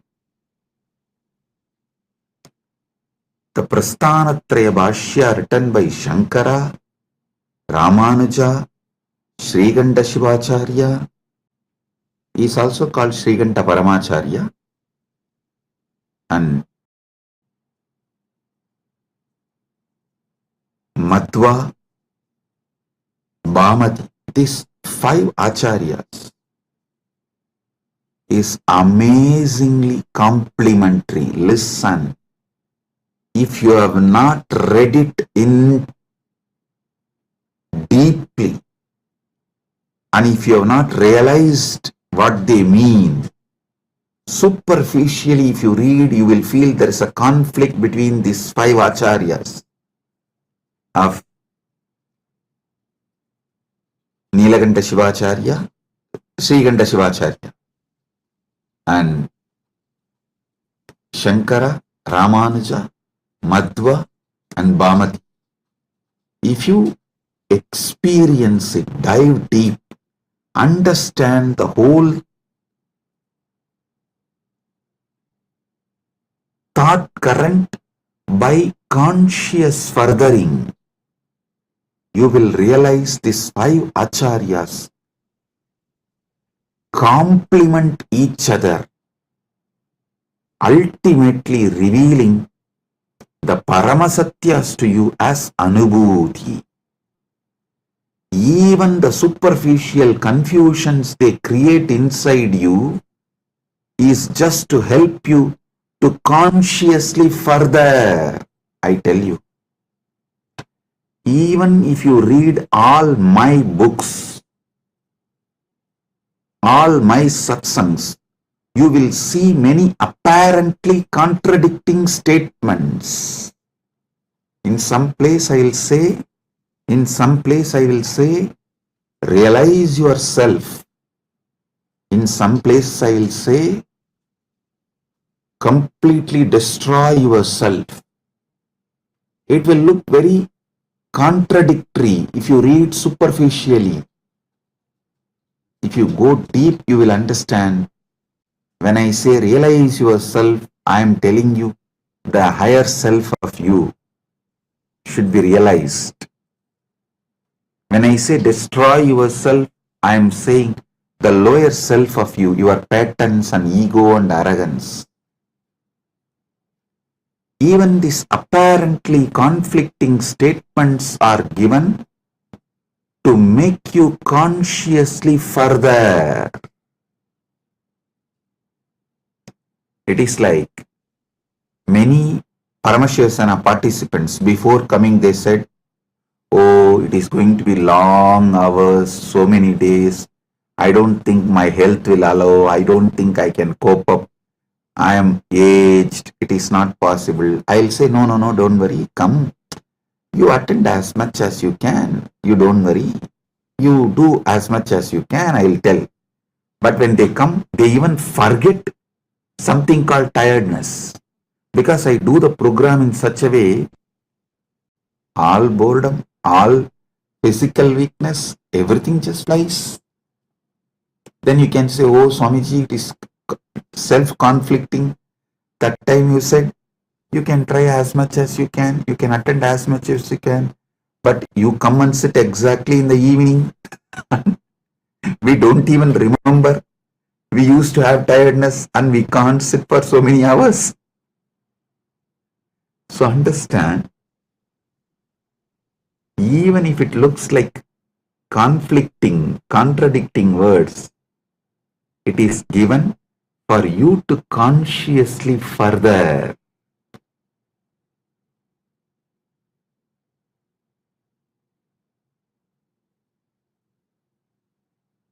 Listen to this one Paramasatya.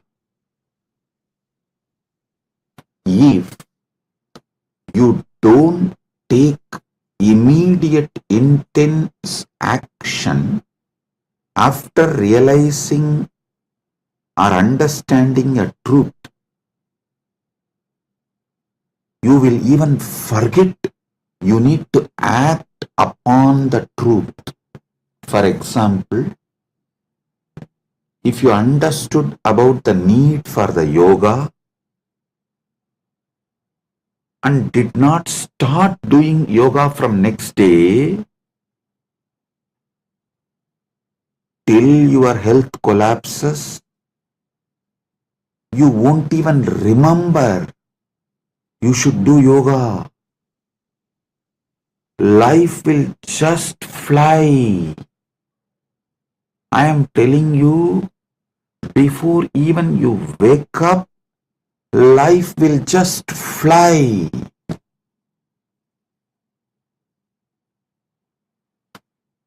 I have seen people going out of Sangha, convincing themselves, "Hey, I'll go out and just see for 3 months.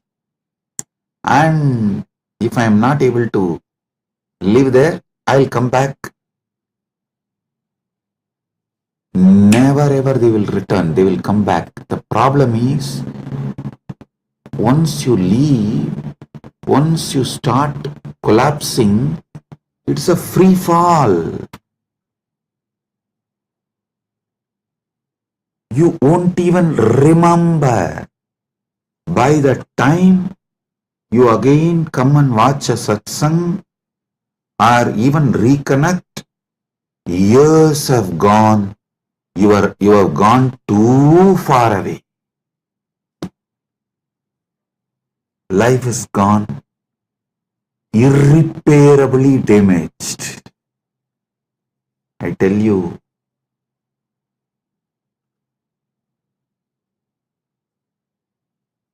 that is why Ramakrishna says, the moment you are convinced, don't even postpone it for tomorrow, start today. He says, beautiful story. A real Mahatma, the moment he is convinced about sannyas, he will just drop everything and walk out and become a sannyasi. The guy who thinks, after 1 month, after settling everything, I'll go. After 3 days, I'll go. Maybe after attending to all these things, I'll go, will never ever go. It's direct words of Sri Ramakrishna. Listen. If you are convinced you need to do yoga, start today or tomorrow itself. Because today is already gone. It's just few hours left. So tomorrow morning, when sun rises, start the Surya Namaskar. Do not postpone. Same way, if you are understanding a truth, start consciously furthering, move towards realization from now. If you postpone, you will not even remember. You need to act upon this truth.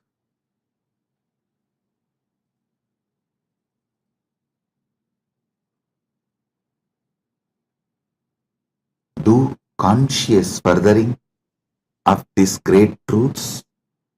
Now I am going to have a private session for all the Rajya Sabha members, all those MPs, members of Parliament, Rajya Sabha members who completed the Paramashivoham program, all those members who are doing the Paramashivoham program now, all those members who are going to do Paramashivoham program in the next batch.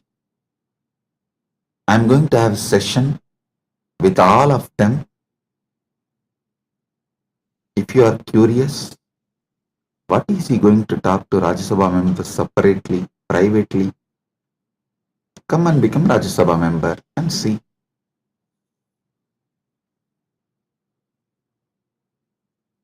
So, Rajya Sabha members are literally carrying this Paramadvaita and living it in their life.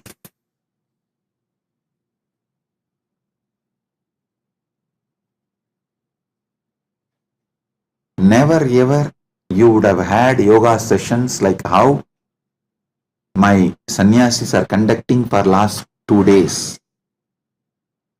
making sure you do every vinyasa. So all those who are curious, want to live Paramadvaita, come to Paramashivoham, become part, build yourself and build Kailasa. Experience Paramadvaita in cognitive level, emotional level, social level, moral level, spiritual level, environmental level. So, with this I bless you all and move to Paramashivoham Rajya Sabha members sessions. Blessings. Be blissful.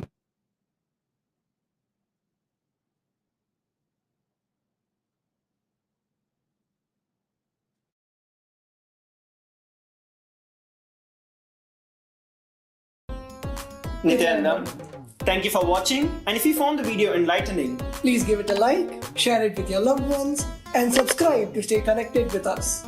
don't forget to click the bell icon to receive the notifications.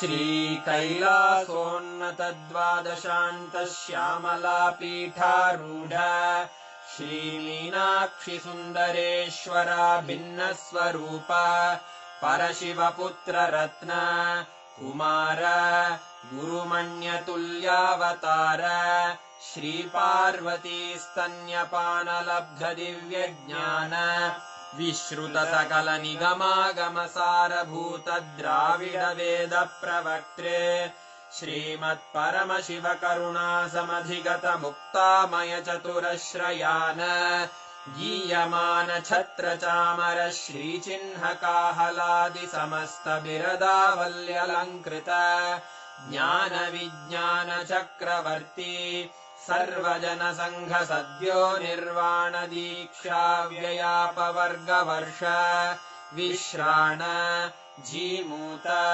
परमत कलभकेसरी शैव सिद्धान्त स्थापनाचार्य श्रीराजाधिराज पाण्ड्य महाराज गुरु क्षपण शाक्यादि महान्धकार निवारण ज्ञान भानु वीक्षणानर्हार्हध्वजोच्छेदन पूर्वक श्रीमद्वृषभध्वजस्थापक शैव समयकर्त्रे सर्वज्ञपीठारूढ श्रीजगद्गुरु श्रीज्ञानसम्बन्धदेशिक स्वामि वागीश सुन्दर माणिक्यवाचक स्वामिनाम् अवतारभूत श्रीज्ञानसम्बन्ध स्वामि पुनरुद्धृत श्यामलापीठ सर्वज्ञपीठ त्रिनवत्युत्तरद्विशततम गुरुमहासन्निधान अरुणगिरियोगीश्वर परम्परागत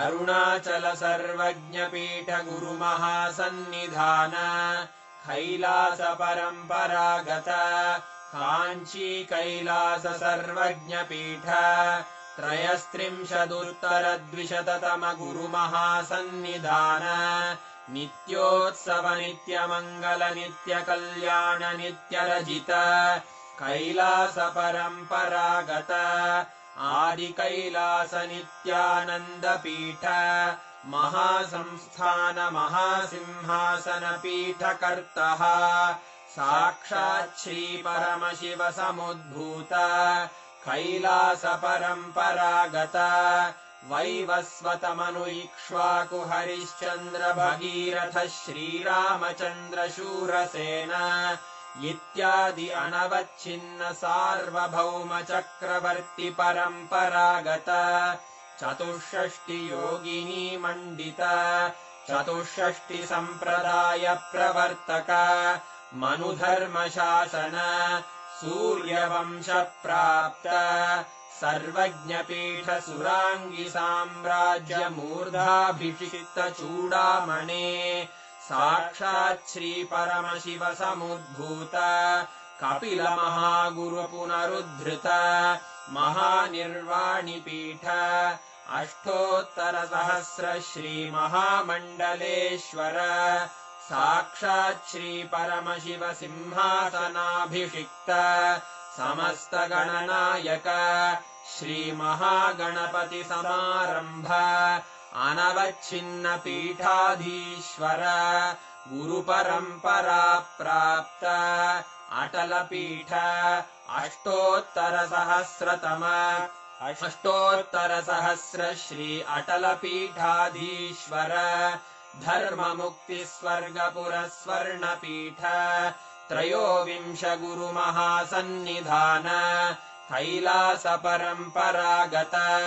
आदिपीठ सर्वज्ञपीठ जगद्गुरो श्रीकैलासपुनरुद्धारक श्रीकैलासपरमाचार्य श्रीमत्परमहंसपरिव्राजकाचार्यवर्य सच्चिदानन्दप्रणवस्वरूप श्रोत्रियब्रह्मनिष्ठ श्रीमज्जगद्गुरु श्रीलश्री भगवच्छ्रीनित्यानन्द परमशिव श्रीज्ञानसम्बन्धदेशिक परमाचार्य स्वामिन् अत्रागत्य परिपाल्य च अस्मान् विज्ञानवितरणेन विजयी भव जय जय।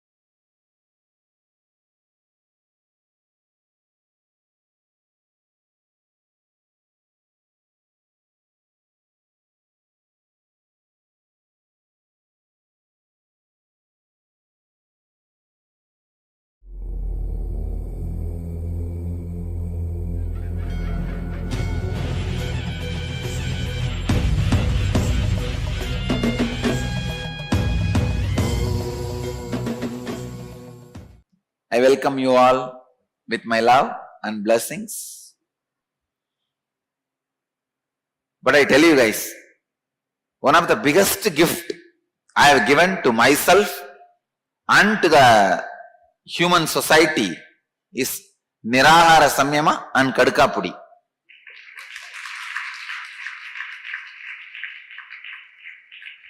Kadka Pudi is the god of Dhyanapidam, understand?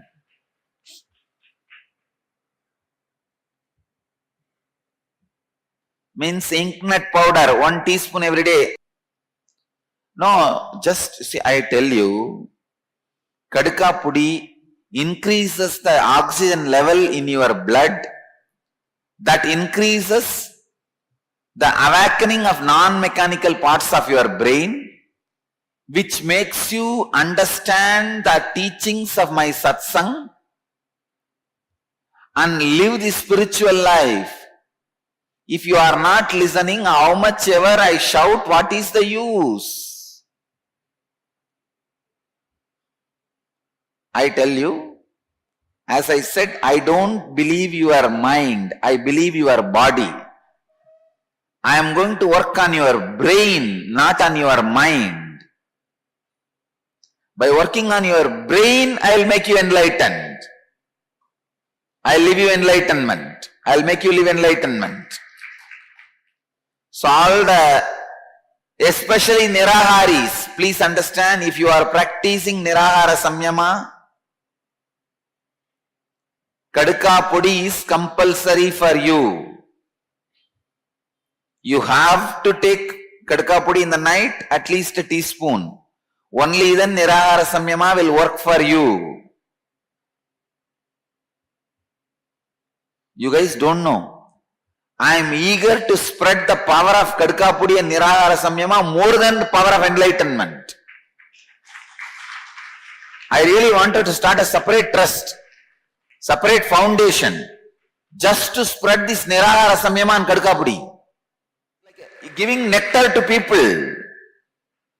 See, the subtle points happen to your body. Because of Kadka Pudi, you don't understand. Only I will understand. The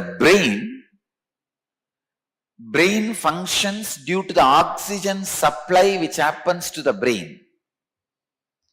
If more oxygen supply happens to brain, there is something called prana. The very subtle energy gets built in the brain, which makes the non-mechanical parts of the brain awakened.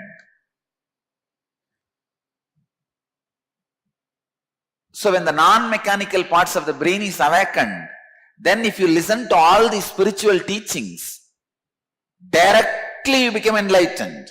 See, there are some people whose non-mechanical brain is awakened, but they don't follow spirituality, they become cunning.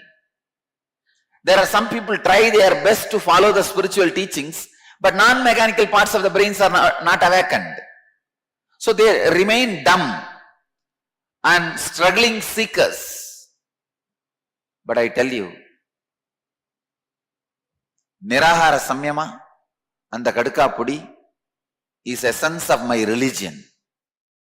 Human beings are not understanding.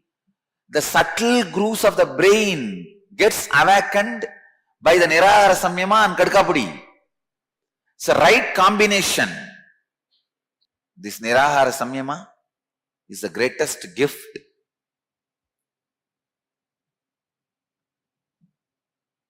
given to the human beings. I never ever thought in my life I land on a luck at the age of 35 after becoming an incarnation.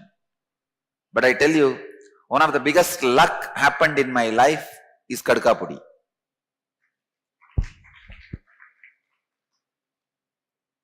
It is a Sarvaroga Nivarani. Body tiredness goes away. Toxins leave the body. See, the poisons get produced in your body only by the food which has not left your system. தமிழ்ல சொல்லுவார், வள்ளுவர் சொல்லுவார், மருந்தென வேண்டாவாம் யாக்கைக்கு அருந்தியது அற்றது போற்றி உணின்.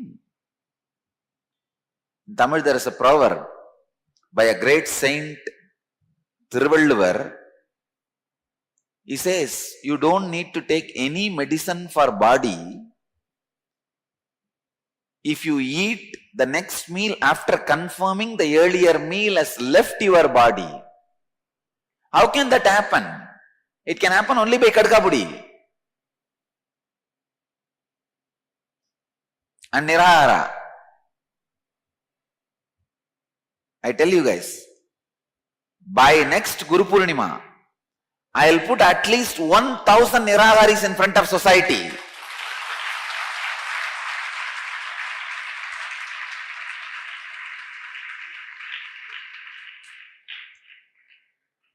"1,000 people who don't eat,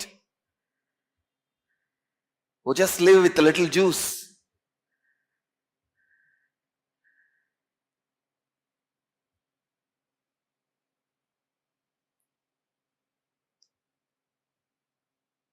NSP participants எல்லாம் தெரிஞ்சுக்கோங்க, சாமி சாப்பிடுறத விட்டு 1 மாசம் ஆச்சு, சாப்பிடுறதே இல்லை.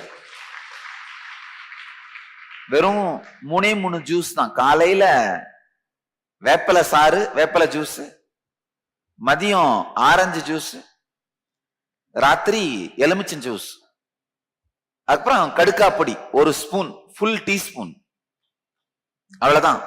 அந்த ஜூஸும் ரொம்ப குடிக்கிறேன்னு நினைக்காதீங்க. ஒரு பிரம்ம கபால ஒண்ணு வச்சிருக்கேன், சாமி எடுத்துட்டு வா, அந்த கபால சைஸ் தான், அளவுதான்.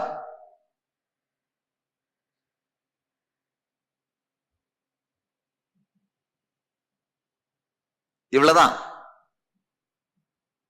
இந்த சைஸ். காலையில நீம் ஜூஸ், மதியம் ஆரஞ்சு, நைட்டு எலுமிச்சம்பழம், அவ்வளவுதான். கடுக்கா பொடி, அதுக்கப்புறம் நைட் தூங்க போறப்போ முடிஞ்சு போச்சு. என்னுடைய வாழ்க்கையிலேயே 35 வருஷ வாழ்க்கையில என் உடம்போட நான் ஒரு பெஸ்ட் ஃபீலிங்கோட வாழறது லாஸ்ட் 1 மந்த் தான்.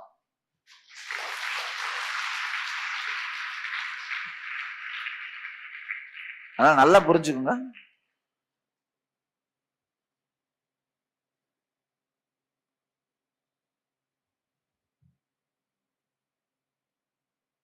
In my 35 years carrying the body,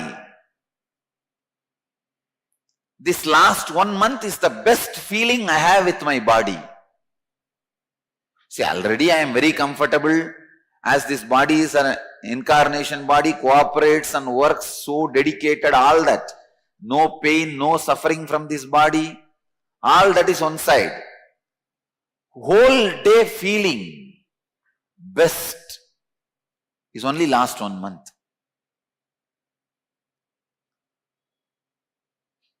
So the slogan I wanted to give, new slogan, food is poison, kadkapudi is medicine.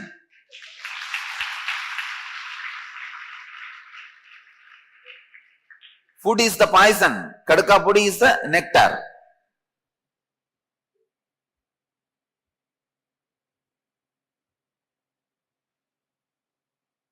And I am going to make a Shivalinga, 21 feet Shivalinga, completely mixing Navapashana just into Kadkapudi, so that the Abhishekam water anybody drinks will have the effect of that Kadkapudi in their body. Only using Kadkapudi and Navapashana mixing into that. I am going to make a Shivalinga in Tiruvannamalai. So anybody comes to the temple, prasadam is kadkapudi only.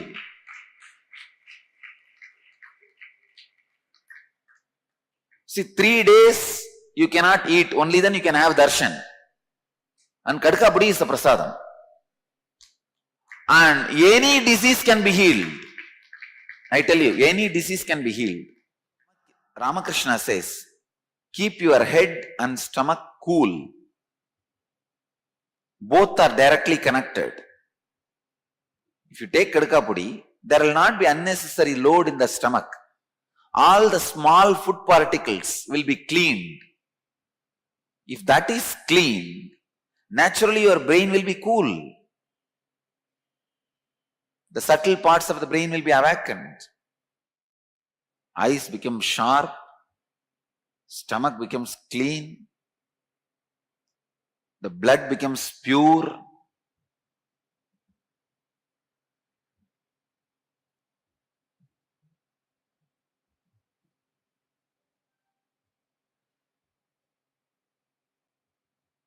We'll start the morning satsang in Bhagavad Gita, 6th chapter, Dhyana Yoga, 20th verse.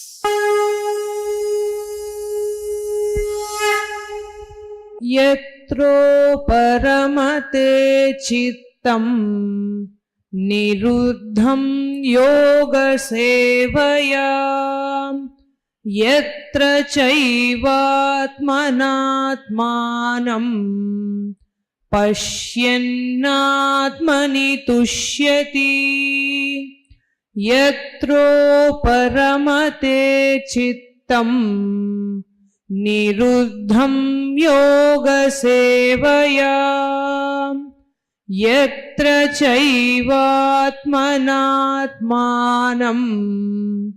पश्यन्नात्मनि तुष्यति यत्रो परमते चित्तं निरुद्धं योगसेवया यत्र चैवात्मनात्मानं पश्यन्नात्मनि तुष्यति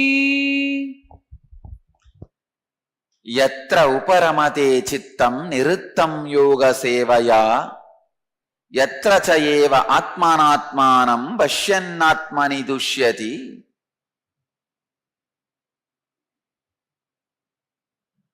Where being filled with the service through the intense action, and exactly where through the reasoning faculty one sees the natural temperament, in himself he becomes fulfilled in his essential nature.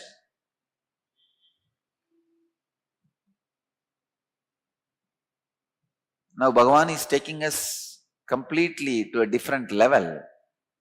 He suddenly opens up a new subject.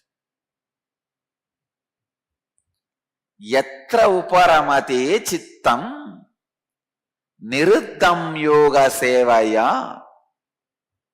I think first time in Bhagavad Gita is introducing the word sevaya.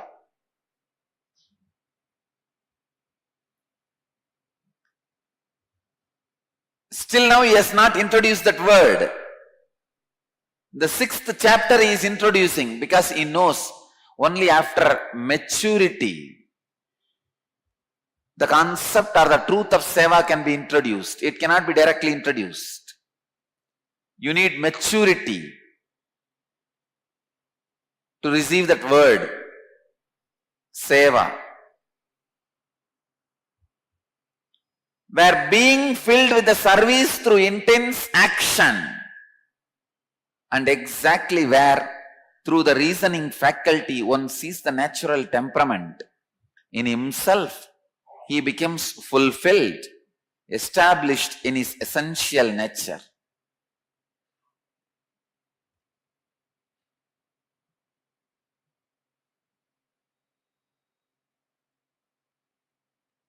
Yatro baramate chittam niruddham yoga sevaya yatra chaivatmanatmanam pashyannatmani tushyati yatra uparamade chittam niruddham yoga sevaya yatra cha eva atmanatmanam pashyannatmani tushyati. Where being filled with the service through intense action, and exactly where through the reasoning faculty one sees the natural temperament, he himself becomes fulfilled in his essential nature.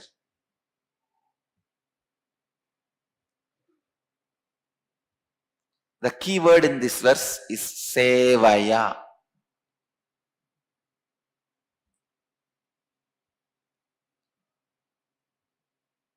Bhagavan reveals the important sacred secret. Take up serving others as a lifestyle through intense action. I tell you, whatever you receive from society will be taken out of you, either voluntarily or forcibly. If you develop the attitude of seva, whatever leaves you, you will not repent for it. You will feel, okay, this is the way life is. I will serve. I will give back. But if you don't develop the attitude of seva, you are going to continuously grudging, cursing, firing, screaming, getting agitated. But that is no way going to stop society taking away from you. It's like a water under the bridge. It is going to flow. If the bridge feels, let me be of a service, I am offering this water to the world, bridge will live happily. If the bridge feels, so much water is being taken away from me, taken away from me, taken away from me, so it will go on be crying, screaming. But the water flowing, water being taken away from the bridge is not going to stop.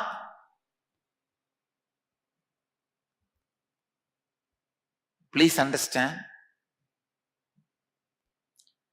Essence of human life is overflowing.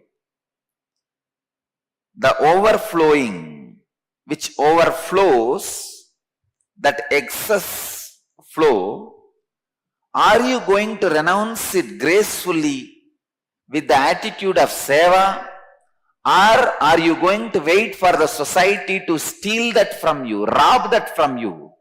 That's all. The attitude of seva puts you at home.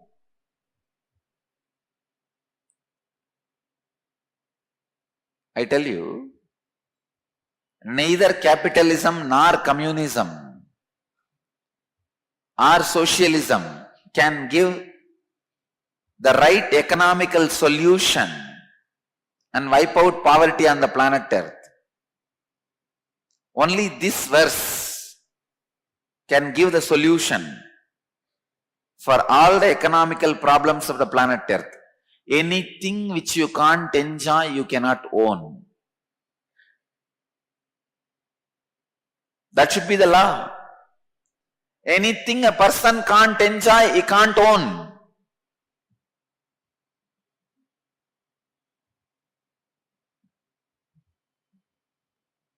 If you can enjoy a house, have it. If you can enjoy food, have it. If you can enjoy clothes, have it. Poverty comes to the planet Earth not because what people accumulate, whatever they can enjoy. No. Don't think you are all poor because your neighbor is rich. No. See, our poverty is not because of lack. It is because of block. Our poverty is not because of lack of money. It is block of money. It is black money which is responsible for our poverty. Bhagavan is very clear. I am also very clear. If you are seeing a rich man in your village, in your city, having 10 houses, never feel jealous of him. He is not reason for your poverty. Who is reason for your poverty? But unfortunately, all of us are fighting with the people who are in front of our eyes, having wealth. That is too little. That does not add to poverty. Even if he has built 10 house, somebody. So to build the house, he has paid for the masons. That money is within this country. After the building, that house is rented out, being used by the country people. Finally, what rent comes, he pays the tax, goes back to country.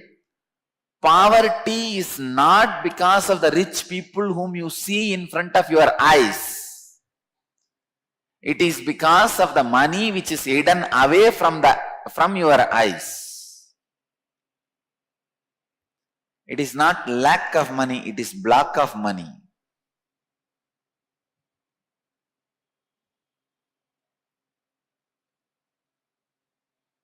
So if my vision is heard, I'll suggest own anything you can enjoy. But you have no right to own which you can't enjoy. Even if you can't enjoy, then what for you are owning? Open it, let go. In the whole world,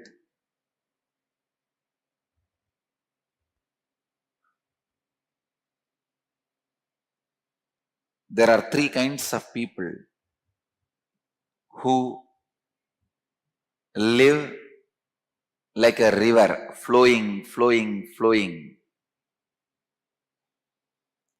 Who live like a pond. May not be flowing, but useful for others. Third category, like a ocean, huge, but not useful to anybody. Nobody can drink. People who are flowing are the middle class people. They make, they spend, they live.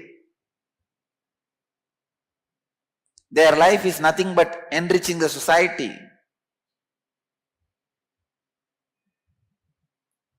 They are the real givers and people who keep the society alive, current. The middle class people are like a river, flowing, flowing, flowing, contributing to society, keeping the current alive. They are like river. And rich businessmen are like pond.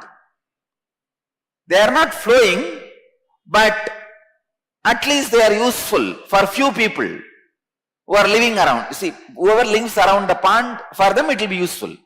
A river, it flows all the way to different areas and helps people. Pond, whoever is living around the pond, it will be useful for them. The rich businessmen are like pond.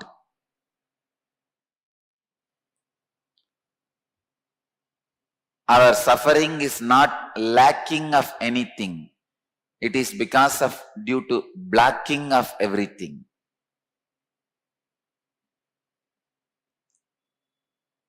When I use the word seva, when Sri Krishna is using the word seva, I am not even saying give up whatever you have, no. Be useful to society and use the society. Even that is a great seva. If you are just doing your regular job without doing anything illegal, regularly, you are going for your office, you are doing your work, you are performing your profession, you are running your business and happily living, eating, living, that itself is a great service. Society needs immediately people who will live and have what they can enjoy. It is not lacking of something, it is blocking of everything. That is the reason for our poverty.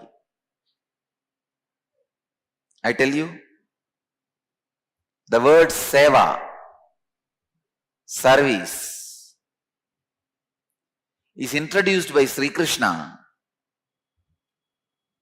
Not even as a sacrifice. See, Bhagavan is not saying, give up your wealth, share with the whole world. No. He is very clear. Be useful to society and use the society. That's enough. That is enough. Nothing else is required. Most of your sufferings are because of blocking the flow, currency, not lacking. Fill your being with the service, with intense action. Then you settle down in peace, joy and enlightenment.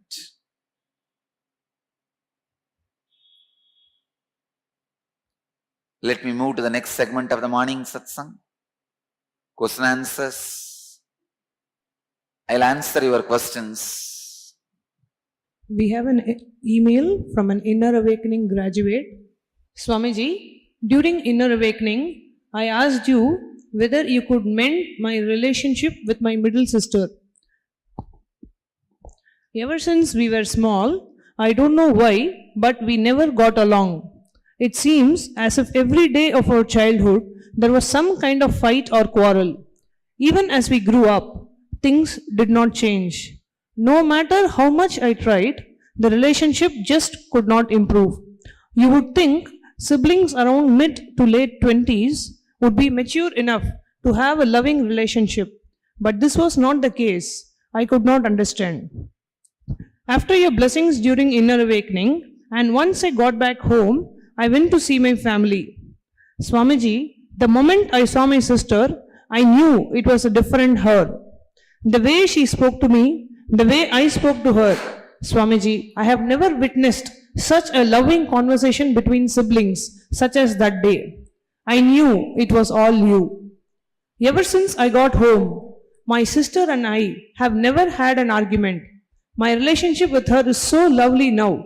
Thanks so much for your blessings and grace. I am teary typing this letter to you because it meant so much to me. Thank you so much. I know one day you will make both my sisters and parents be open to you. I don't know how and I don't know when, but I know you will. I have a feeling and I know it will happen. Swamiji, I am so grateful to you and I am not able to express. I always think to myself and wonder what trials I had to go through and what actions I had to do in my past life to be attracted to you and to do a program, especially like Inner Awakening. To see a master far from a second, one needs to go through so much in their past lives. But I cannot imagine what one has to go through to have an opportunity to do Inner Awakening, let alone have such a personal one-on-one with you. My deep gratitude to you, Swamiji. Thank you. He also writes, which guru opens himself like that, grants boons non-stop, listens to the same old questions and problems of people again and again, and has compassion, and rarely even rests the body, just because he feels that yes, it is possible that the individual can raise him or herself. My deep, deep, deep gratitude to you, Swamiji. The quality of a river is flowing. I tell you, I understand your emotions and I accept your gratitude, but what you are attributing to me as something great is my lifestyle. Please understand, I am not doing some big sacrifice. When I listen to people's same old problems again and again with a deep patience and rarely resting the body, helping the human beings to raise themselves, that makes my inner being rich. Understand, when you are more and more useful to society, you live more and more with inner richness, personality richness. My richness is not this throne or this stick. My richness is the teary eyes I have in front of me.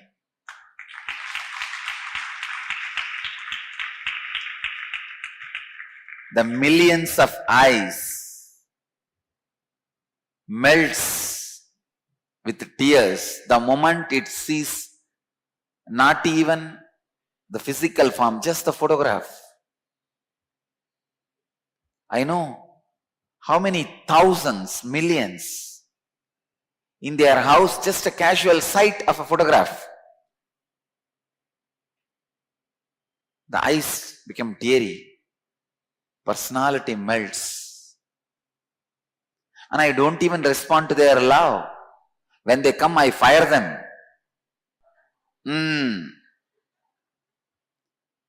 I behave only like a Shiva. Next. That is my response to their love. But even then,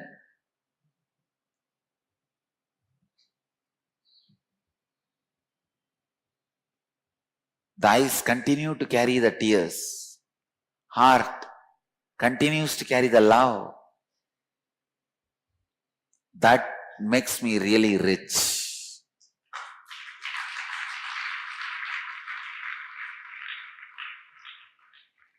My richness is not how many centers I have in how many countries.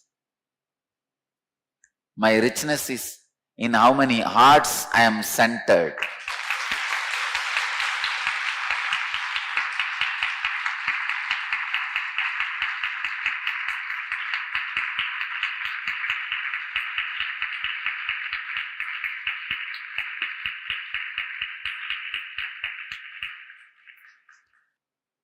I tell you guys,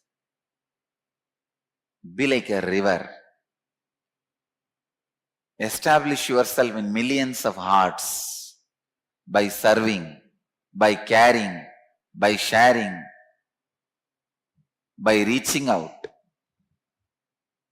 You will have the inner richness of life. Next, we have a gratitude email from the Samyama participant. I just completed the Samyama in Kodaikanal in Tamil Nadu and have completed the medical results that the doctor had suggested. I want to point out two things that I have noticed. For many years, about 10 years, I have suffered from ovarian cysts. It was extremely painful. Every time I am in Swamiji's presence, the periods would completely stop, whether it is 4 months, 5 months or 1 month. Years ago, when I had done an ultrasound, the doctors noticed 3 or 4 huge ovarian cysts on each ovary. Especially the left ovary had been extremely painful. Now, having done the ultrasound after the D-Samyama, there was no trace of any cysts.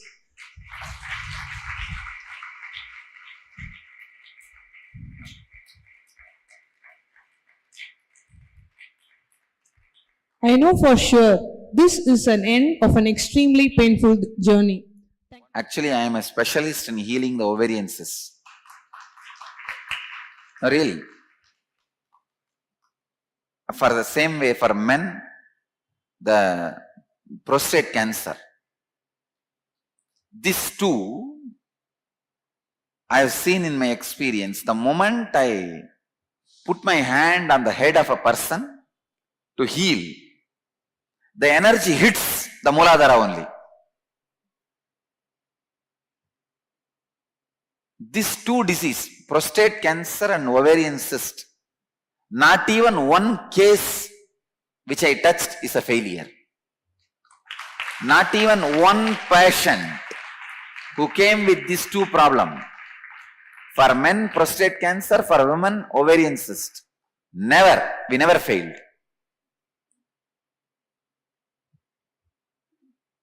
Continue, ma. She also writes, for many years, from when I was about 16 years old, and I am now 40, until before the D-Samyama, I have suffered from hypoglycemia. This resulted in blood sugar levels going up and down, mood swings, and feelings of weakness continuously. I realized a few days ago that I have had none of these symptoms at all since the beginning of Nirahara Samyama first level. Now, after the D Samyama, all symptoms of hypoglycemia are completely gone. There are no words to express the gratitude that I feel for this liberation that Swamiji is giving us. Until I was released back into society, I was not aware how strongly society is brainwashing us with all this nonsense of how we need food, even food that is damaging for our bodies. And most of us are so hypnotized that we buy into it and don't even think twice about it. No more. Enough is enough. I'm totally fed up with this way of living and with being hypnotized by the society. Swamiji has woken me up, and now I feel it is the time that I go out and let the world know. Send them to Swamiji so that they can receive the same blessings. In eternal gratitude for this new awakened path, Sanghavashni from Calgary.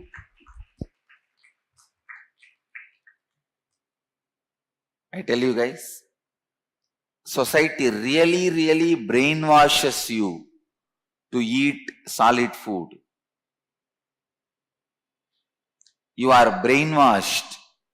Not only that, even now constantly the pressure, peer pressure around the friends, family, relatives.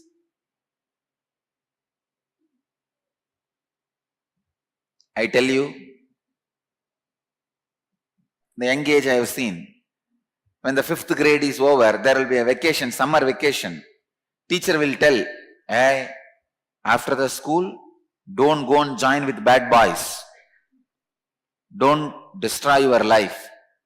Same way I want to tell you, don't go and join with human beings and destroy your life.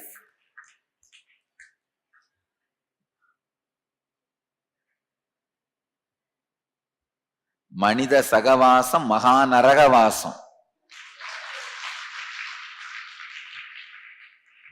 First thing, move out of being a human being. Become a divine being. Then don't allow human beings around you. Tell them, no, we don't live with human beings. Live like gods on the planet Earth. Devatas don't eat. Gods don't eat. They only bless. And it is possible. It is possible.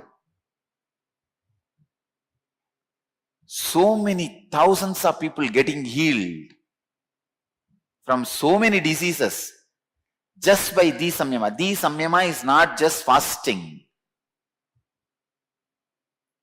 It is awakening your energy, which creates whatever you need for your body. Because of that, you don't feel like eating. Di Samyama, beyond feasting and fasting.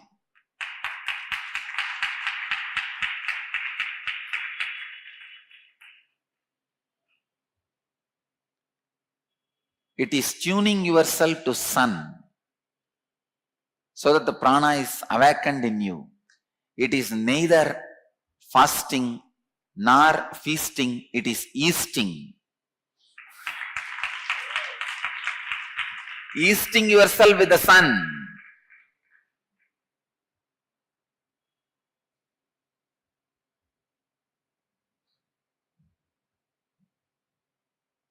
And I really wanted to go and stand in every street corner and tell people, don't eat. Eat only kadukapudi.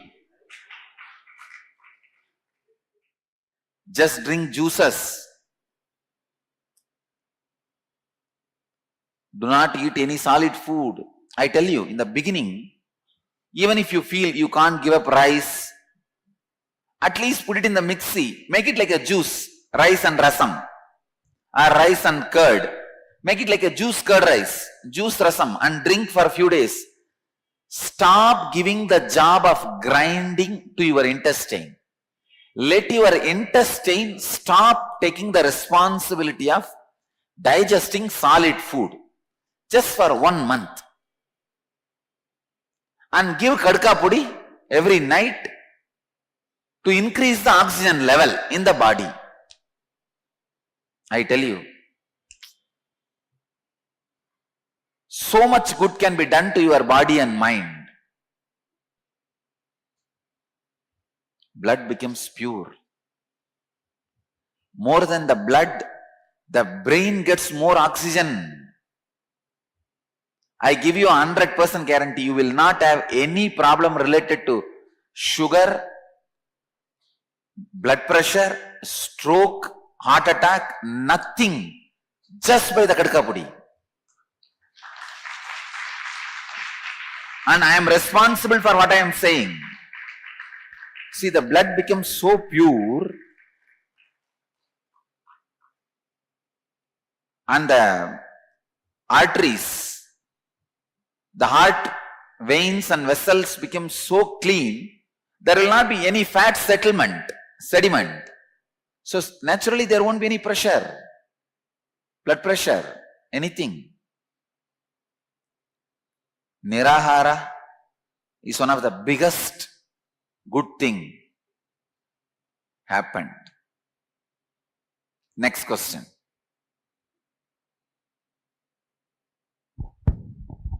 We have a very interesting and an amazing news to share with all of you. Last week, during the Malaysia Nithyananda Spurana program, had asked a question to Kala Bhairava during the Akashic reading. He had asked for his diabetes to be cured and also to keep his house safe from bad spirit and bad people. Swamiji in Kala Bhairava Bhava said that there is black magic done in his house and that he will see the Kala Bhairava footprint in the middle of his house and that the black magic will be completely removed. Now this is what the devotee says. When we arrived home yesterday at about 2:45 p.m., we forgot about what was said about the footprints. A little while later, my wife recalled what was said and she started looking around with my sister. I told my wife that if the feet are clean, no footprints may be found. But amazingly, she found a set of footprints right in the middle of the house. The outline of the front of 2 feet, that is 10 toes, can be quite clearly seen from the outline of the footprint. My sister counted the outlines over and over again and it was convinced that it was made by the 2 feet.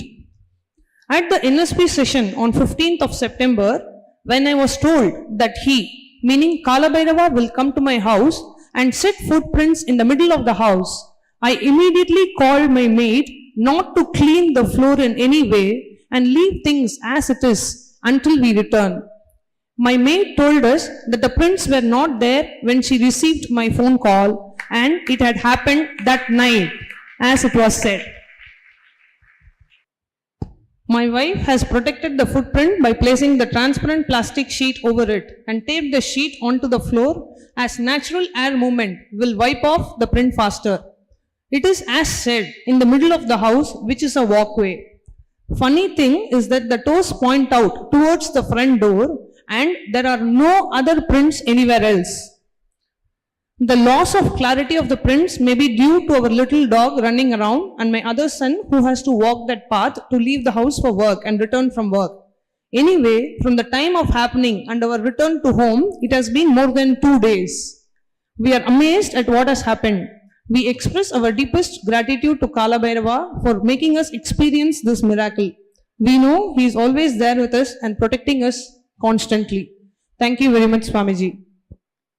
It's for Kala Bhairava. We'll start the Nirahara Samyama now. Participants, Nirahara Samyama level 2. Please sit straight.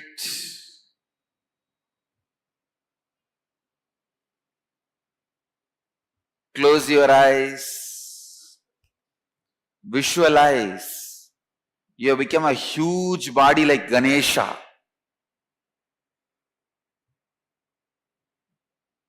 really, really huge.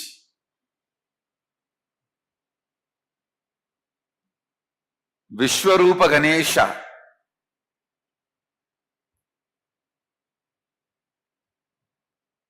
And fill your body with food like Ganesha. Eat like Ganesha. Large quantity. Fill your body with a large quantity of food.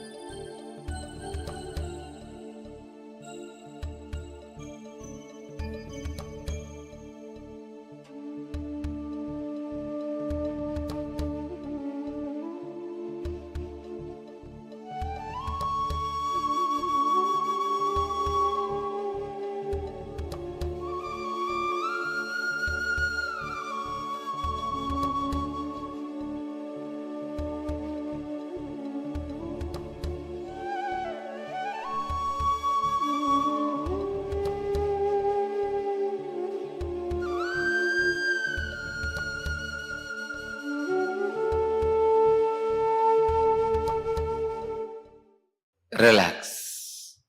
Slowly, you can open your eyes. Let you all achieve, experience, live, express, radiate, share and explode in eternal bliss. Nithyananda. Thank you.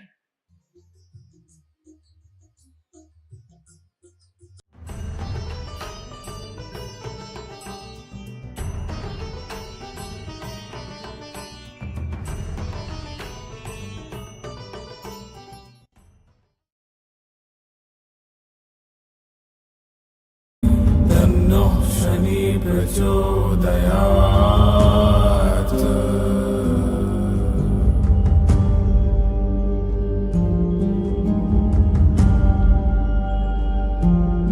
ॐ सूर्याय च विद्महे छायापुत्राय धीमहि तन्नो शनि प्रचोदयात्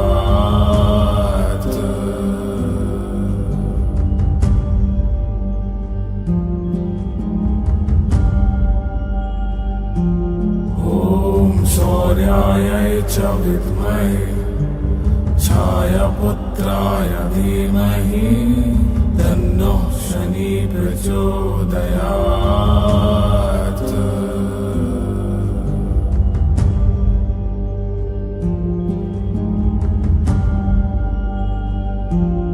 ॐ सूर्याय च विद्महे छायापुत्राय धीमहि तन्नो शनि प्रचोदयात्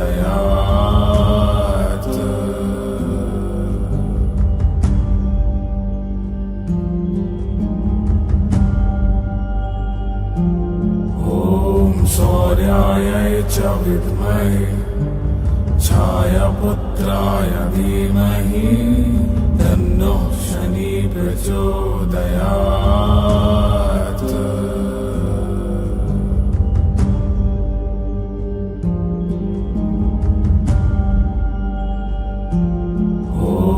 सूर्याय च विद्महे छायापुत्राय धीमहि तन्नः शनि प्रचोदयात्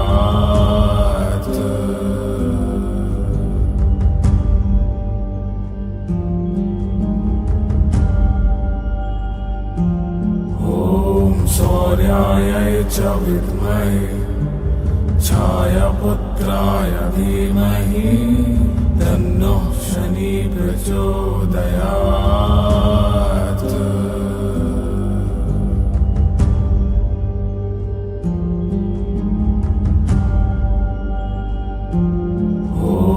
सूर्याय च विद्महे छायापुत्राय धीमहि तन्नः शनि प्रचोदयात्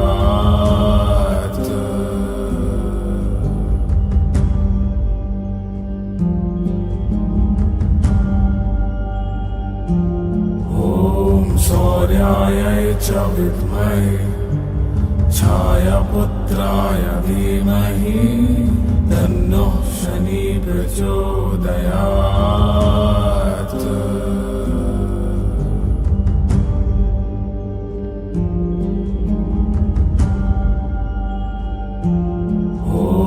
सूर्याय च विद्महे छायापुत्राय धीमहि तन्नः शनि प्रचोदयात्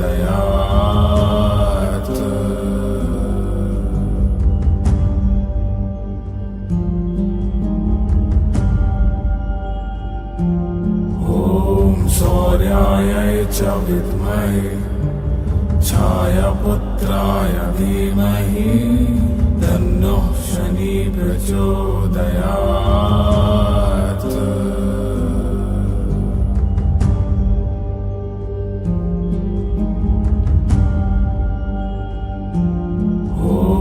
सूर्याय च विद्महे छायापुत्राय धीमहि तन्नः शनि प्रचोदयात्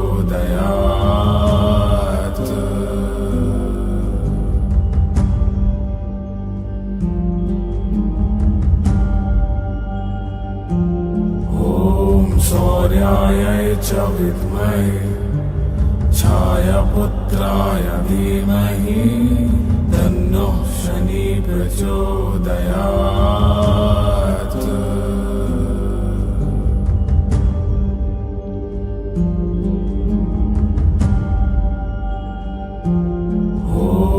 सूर्याय च विद्महे छायापुत्राय धीमहि तन्नः शनि प्रचोदयात्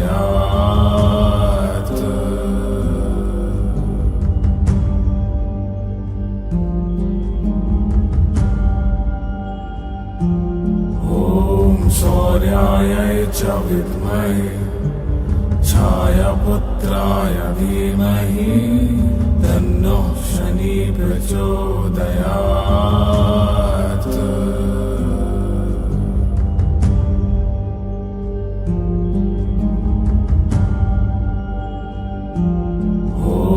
सूर्याय च विद्महे छायापुत्राय धीमहि तन्नः शनि प्रचोदयात्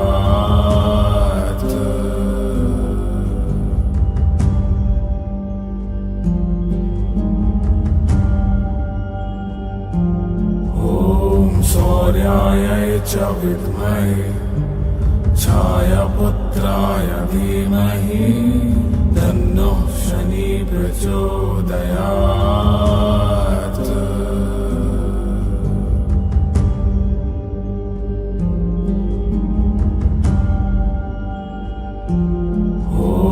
सूर्याय च विद्महे छायापुत्राय धीमहि तन्नः शनि प्रचोदयात्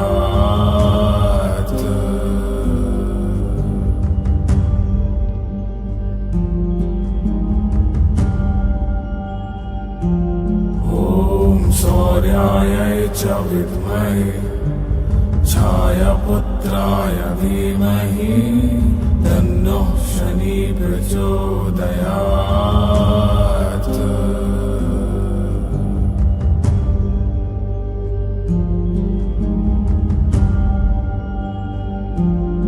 ॐ सूर्याय च विद्महे छायापुत्राय धीमहि तन्नः शनि प्रचोदयात्।